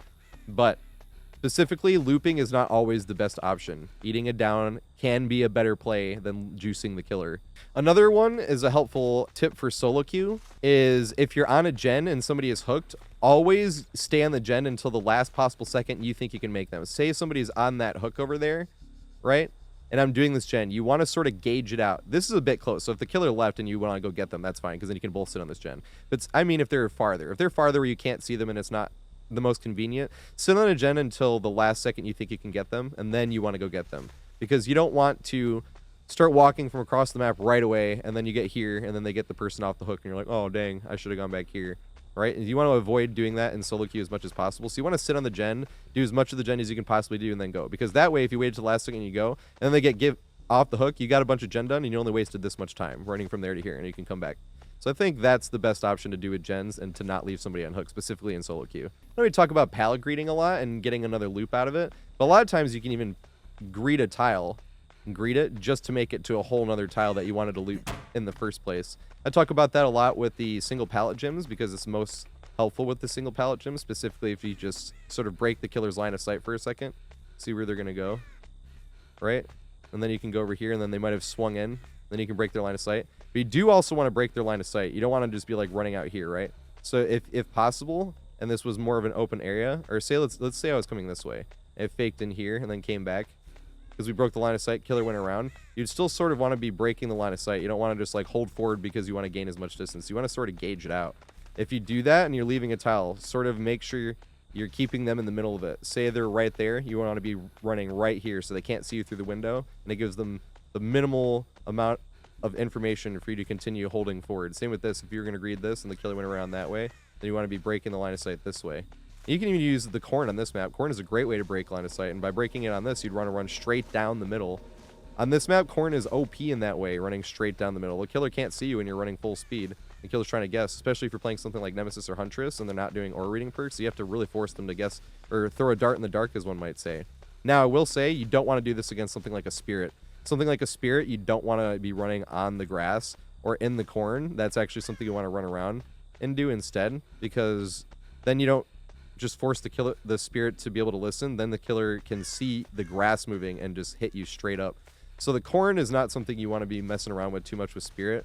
And then if you're out in the middle with Spirit, something I would do is what we were talking about earlier. A lot of times people try to change direction, one right here, and do the whole crouch thing, but I think that's a little bit too risky because Spirits will turn around. So what I like to do is mess with the sound design on DVD. It's not the best. No video game is going to have perfect sound design. So you want to sort of do one circle when they get sort of close, and then they'll turn them around a little bit. And a lot of times it'll fake them out, and then you can keep holding forward. I feel like that helps a lot on Spirit, especially on a map like this. I feel like that's useful. So looping tight. I know I'm always talking about looping tight being a benefit because you're traveling the least amount of distance and you can get the most loops out of it.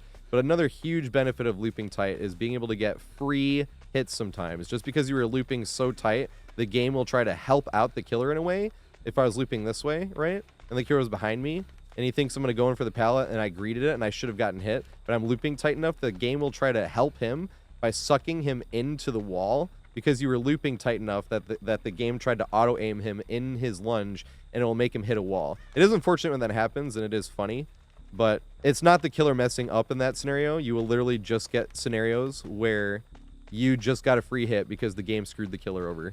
And that is just another great reason to loop tight. And to loop tight specifically, you want to always be holding into the wall, because the first second you come off the wall, you're going to be pushing that direction. And you can run holding into the wall and still be running full speed. You can't do it infinitely, like I'm not running full speed this time, but you can be running like this, right? And then the second you push around, it's coming in. Now, I like to abuse that because if you're holding forward, look at that. This first frame possible that I came off of this corner, I already went in a little bit. So that's what's really helpful, because when you're going in, it's a much smaller angle for you to try to loop tight around this corner from here to here than it is from running here to like do a 90-degree turn in that way. So you want to make it a little bit easier this way. And what I do on a controller is I use my camera to do the work, because when I come around the corner, I like to have my camera do the work because my camera is on very high sensitivity. I feel like that is more consistent for me to be able to actually go around. Combining that with holding the wall like this, then you can sort of whip it around, and I feel like that's the best way to loop super tight for me personally. Just let the camera do most of the work while holding in, and then you can just lose almost no ground. I like to call it cookie cutter tight, because if you're looping something like this, it's insanely, or this is actually a better example. Looping something like this is pretty hard to get like cookie cutter tight, right? Because doing something like this, right, I went around a little bit loose. It was a little bit loose. Like, it's still looping pretty tight, but it's not as tight as like cutting straight across, right? And you have to do some finger gymnastics to make this happen. But once again, this is why I like looping on controller better than I like looping on mouse and keyboard, because I can do stuff like this. So I literally do 2 swing-ins with my controller, right? I do like 2 little movements, 1, 2, while I'm looping in tightly, because you want to do the movement in right, with your thumbstick as well as your camera, but your camera is just continuing to go because on something like this, you want it to keep going, right? And you do your little 2 swings because the camera, you want it to be doing that. Now I just looped it too tight there. That is the risk you're running, but that's how you would really want to do it, right? The 2 swings in because you want to cut, right? And I don't want the camera to do all that work. I want a combination of the camera and my thumbs to be able to do it. It's another funny little thing that is interesting on maps like this is being able to duck under the Plague's puke. So when you're playing against Plague and you run in, she can use her puke and you can do a duck, and you will duck under most Plagues, and a lot of times they won't be ready for it and they'll have to do a weird panic look down and you can start to run off. It's not too useful, but every now and then it will save you from getting sick and annoy the freak out of the Plague. So another one is, I know I'm always talking about holding pallets until you're on deathhook, but there are other scenarios where you want to throw a pallet and not go down. Another scenario would be if there's somebody down here, right? And the killer saw me and I'm injured. It's another good time to throw a pallet. You don't want to be saving that pallet till you're on deathhook, because if they get 2 people on hook, that might be the game in the first place. So you want to, if a scenario is like that where somebody's injured, or they just got down and you're close to them, you do not want to go down. If you're healthy, don't throw the pallet and get away. But if you're injured as well, you do not want to go down when somebody else is down. Same if somebody's on the hook here. You don't want, that's not the time to go down greeting a pallet because you're not on death hook. That's the time to throw the pallet and make the killer make you go somewhere else, essentially. Another good time for throwing pallets and treating the game like you're on death hook is if there's 2 survivors total left. And that means if one player has quit the game or has been tunneled out or has DC'd, that is always a good time to play a little bit safer and throw some pallets. That's not the time to be eating pallets to go on deathhook because you want to waste as much of the killer's time as possible. If somebody's already dead or there's a DC or somebody quit, that is the time to start throwing some pallets. Another interesting little fact that doesn't get talked about often is you cannot heal another survivor if they're on uneven ground as you. So healing a survivor if you're on the ground, if you're slugged or you're trying to heal, healing on something like this is bad unless you're trying to literally stare at each other and line up. It's more better to heal us something up here, or even better on this ground where everybody can get in the area. Because that's the other thing too. Sometimes you're in a corner and like you're blocking, the other person wants to come heal. Have some common sense and move and let them get in as well to get some heals. But that leads me to another thing. If you're slugged and the killer is chasing survivors, or all the people are slugged and the killer is chasing the last survivor, a good place to crawl isn't to just crawl mindlessly to the survivor. Where you want to crawl is on one side of a pallet or a window, right? Because if you're on the pallet, don't block the pallet in case they're playing on console. And by blocking the pallet, I mean sitting underneath the pallet while you're down. If somebody's playing console, they will not be able to throw the pallet. It'll only sucker them into picking you up, and that you want to let them make the right play instead of the fast play. So you want to be crawling somewhere around here. So if the survivor is getting chased by the killer, right, or on the other side, they throw it, the killer would have to be there, and then I can pick them up and not have to worry about getting hit right away. Or a window, you could be sitting here or on the other side, so if I got over here, and then I could pick you up here instead of just mindlessly crawling towards the other survivor. You want to let the survivor sort of loop their way. You do want to crawl towards them, but you want to let them loop their way towards you and then have a safe pickup. You don't want to just be like out in the middle of the open and be like, oh, pick me up here, I'm right here, pick me up, so you can just get slapped right back down on the ground again. That doesn't help anybody. All right, so a few things to talk about with exit gate. Now, this isn't looping, but I do consider this somewhat juicing, is powering the exit gate until you get to the sea. Let me do 2 gens, actually. So one tip I can also give you about pig hats on the end game, since we're getting into end game, is if somebody is being chased by the pig and the doors are open and they have an active trap, that survivor's only way to escape is getting the hatch. The pig is going to tunnel them. There's nothing they can do about it.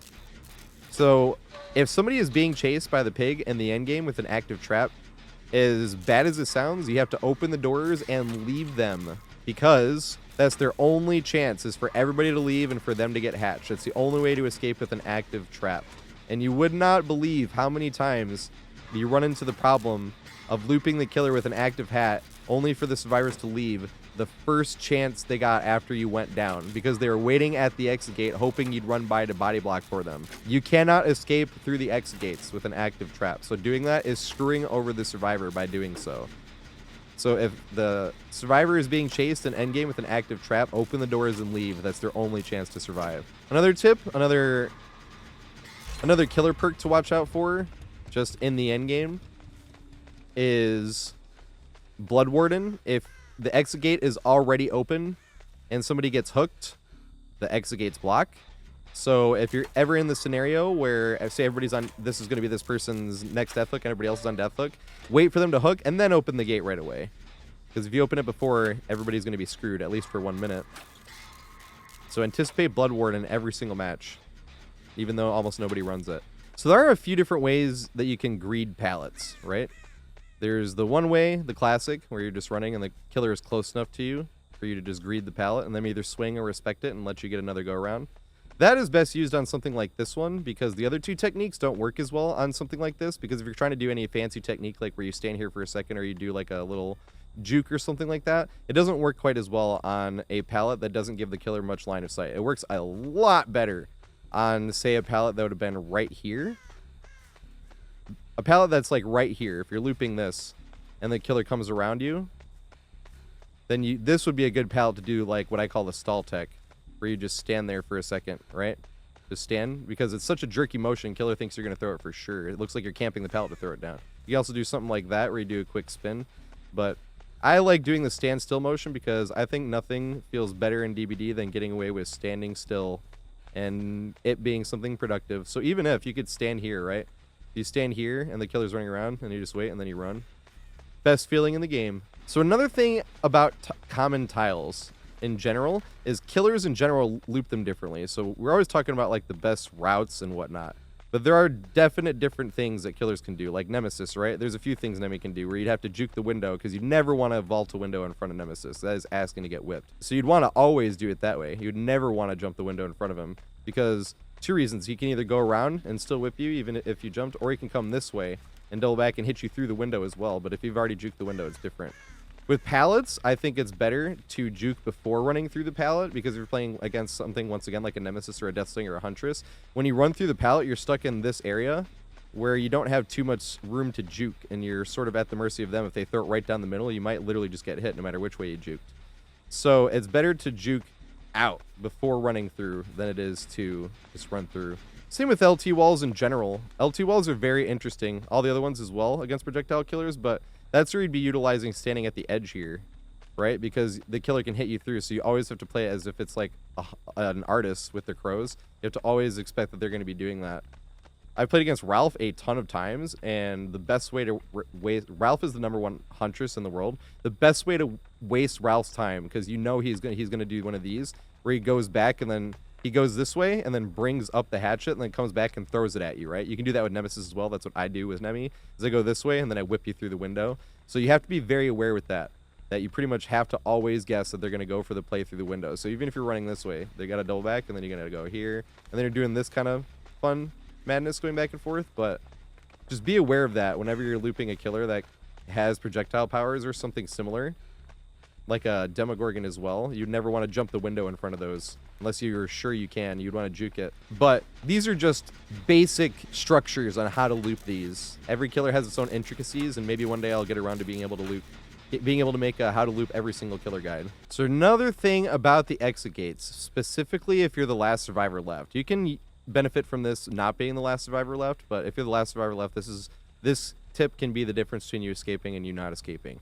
You want to fake the killer off, right? So you want to open the exit gates until the end of the C, because when you get to the A right there, right, that's about as far as you want to push it. And then you want to hang out in the area, because the killer likes to go back and forth and get as close as he can while being able to see the exit gate. So say the killer wanted to stand here, and and he gets here, he sees through the corner, he sees no light, and then he turns around and goes.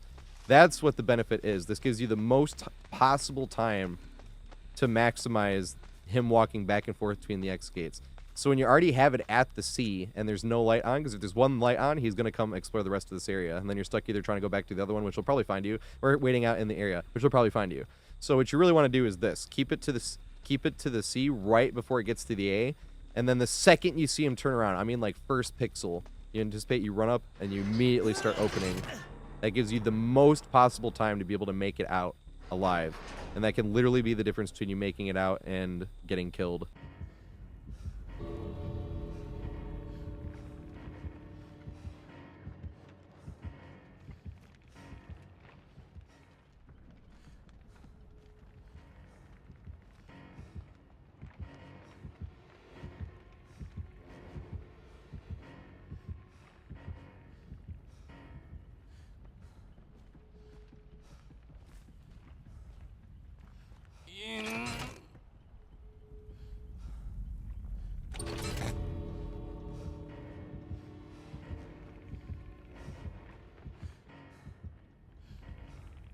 That was close.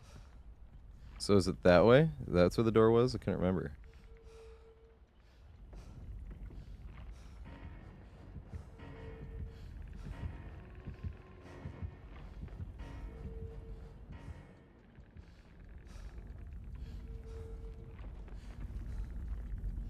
The fuck? Where is he?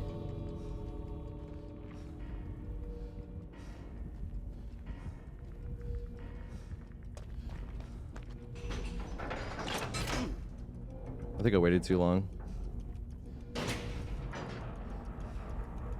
Hey, what's up, derp?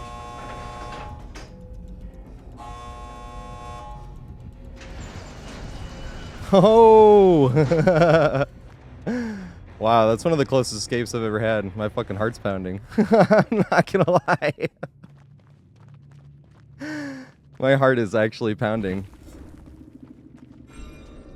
Holy crap.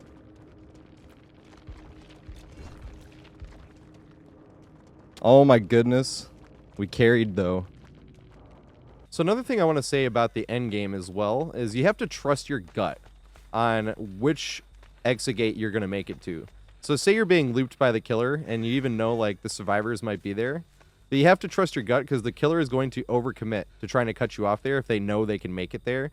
And there's no point in just running all the way there just to go down and be super close. So there's a lot of times where the killer is going to beat you there, and trust your gut. If the killer's going to beat you there, no point in committing. Turn around and you might be able to get to a different exit gate or lose them or make a different play. But if the killer is going to beat you there, there's no point in just committing and hoping you can get it. It's like that in DBD. There's no point in committing to stuff unless you're trying to eat it down or pull them a certain way.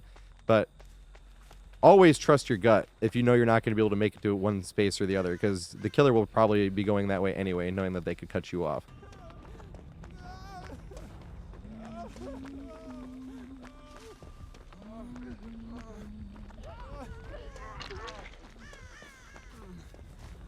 I'll go to the other one to avoid damage or danger.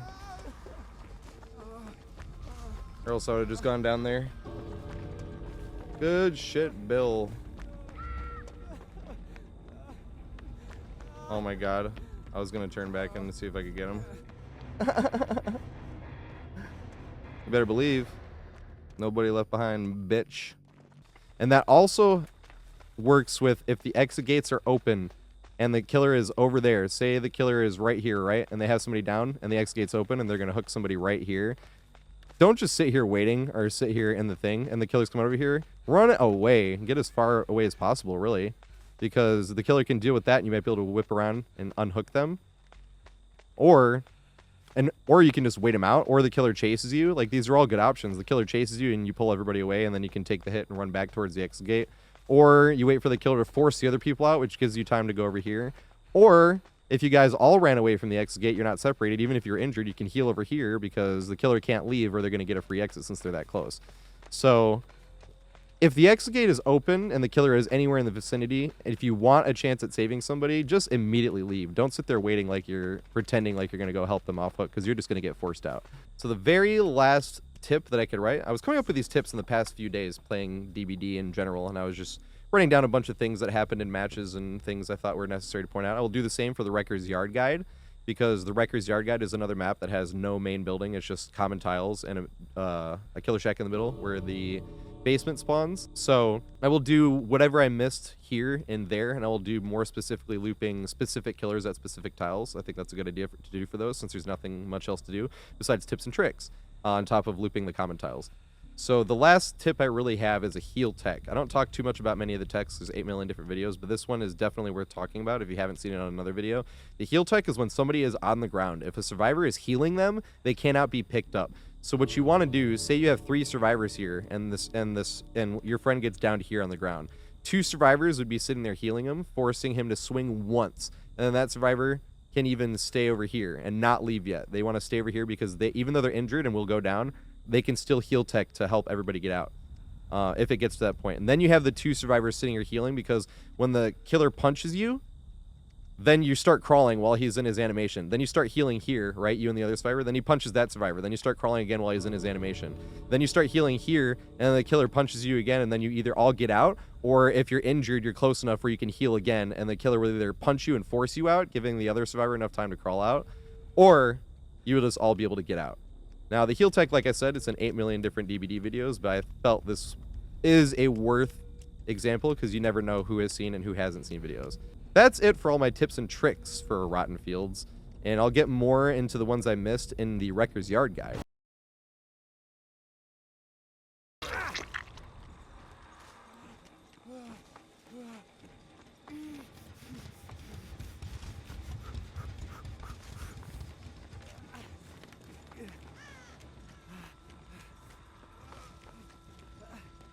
That's what I'm saying.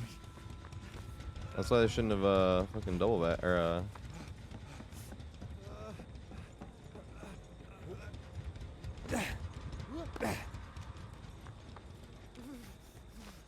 damn it.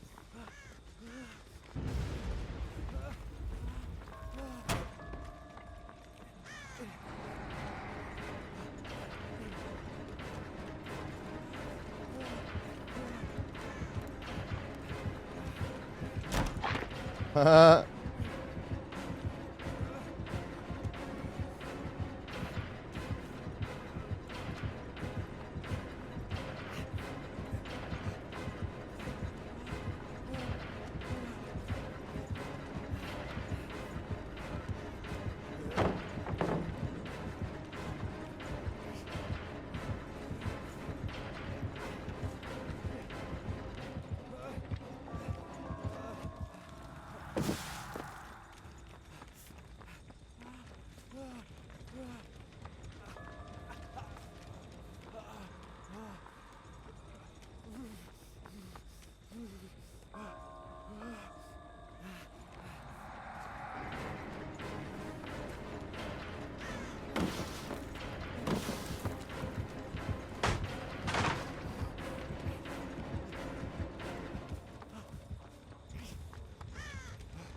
I was so confused.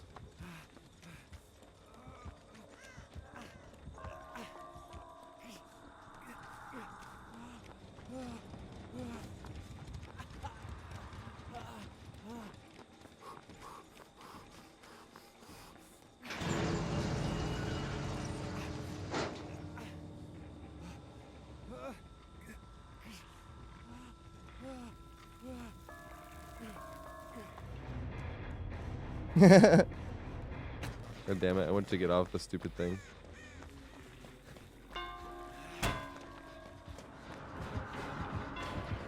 Does he vault it? That's what I thought. I should have anticipated a little bit earlier. There is a pallet here though. Damn. I shouldn't have chucked it as fast as I did. There's a window here. Haha!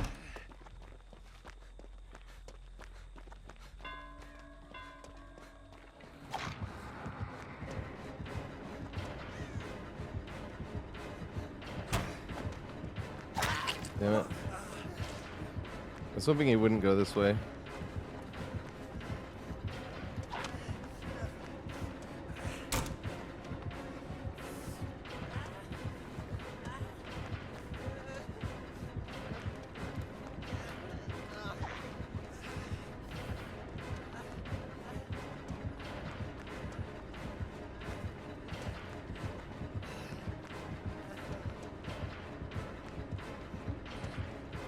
No!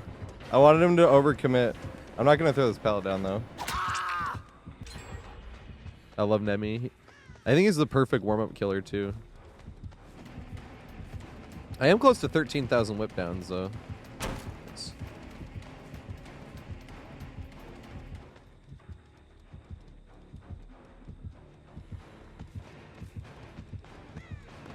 interesting.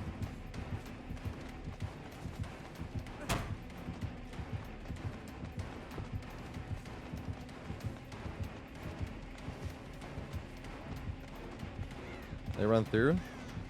They go behind? The fuck? Where did they go? That was weird as hell.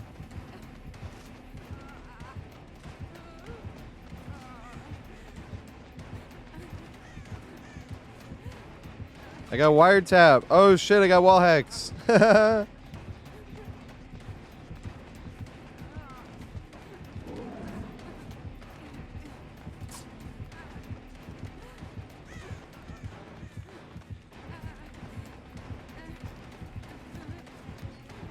Yeah, I got him. I didn't have to jump the window. He could have swung there and hit me. I risked it all. And now I'm never going to do it again because that was way too close. I got the wall hacks. He's like, holy shit, this guy's hacking. See, now he's going to try it because I did it. I did risk it all the first time. So I can see him because of wiretap. Somebody has wiretap on that generator, so I can see exactly where he is. He doesn't know that, though, obviously. Yeah, there he goes. That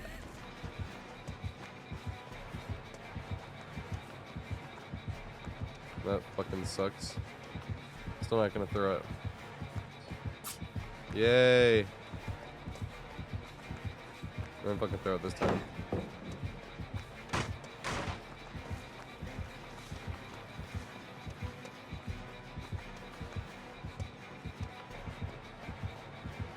Oh, boo.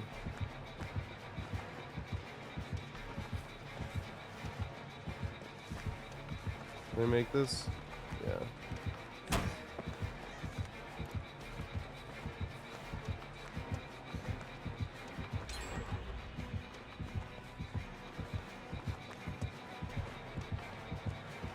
Oh, fuck. Should have thrown that.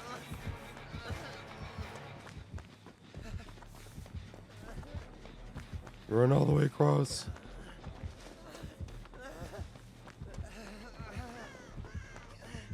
Oh, fuck. Another LT wall. Boo.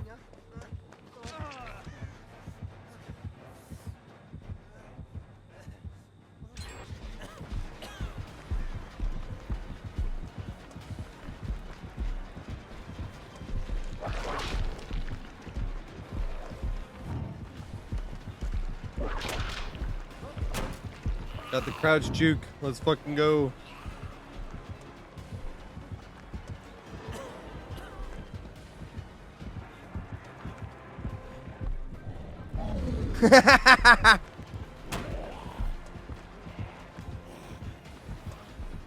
That's funny. Oh shit, they're both here. Yeah, we got the jukes.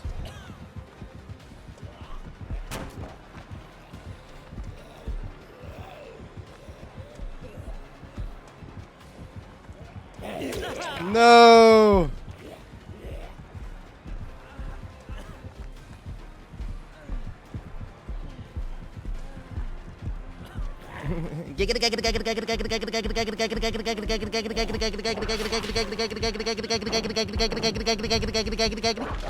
Oh shit.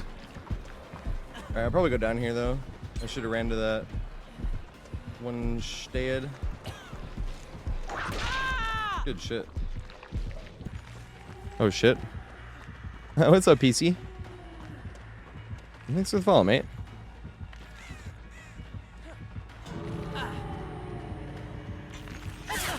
Damn it, she knows the trick. Every now and then killers don't know. And they miss side to side.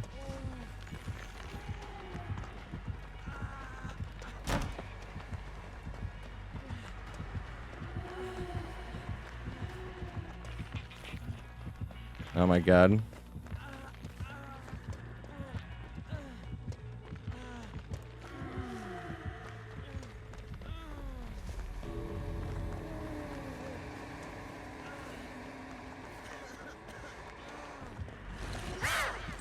Oh shit.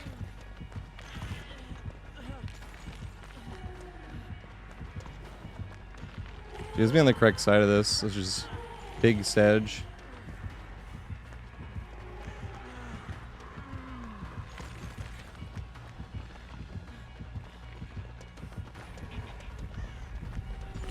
No! Good shit, Nia.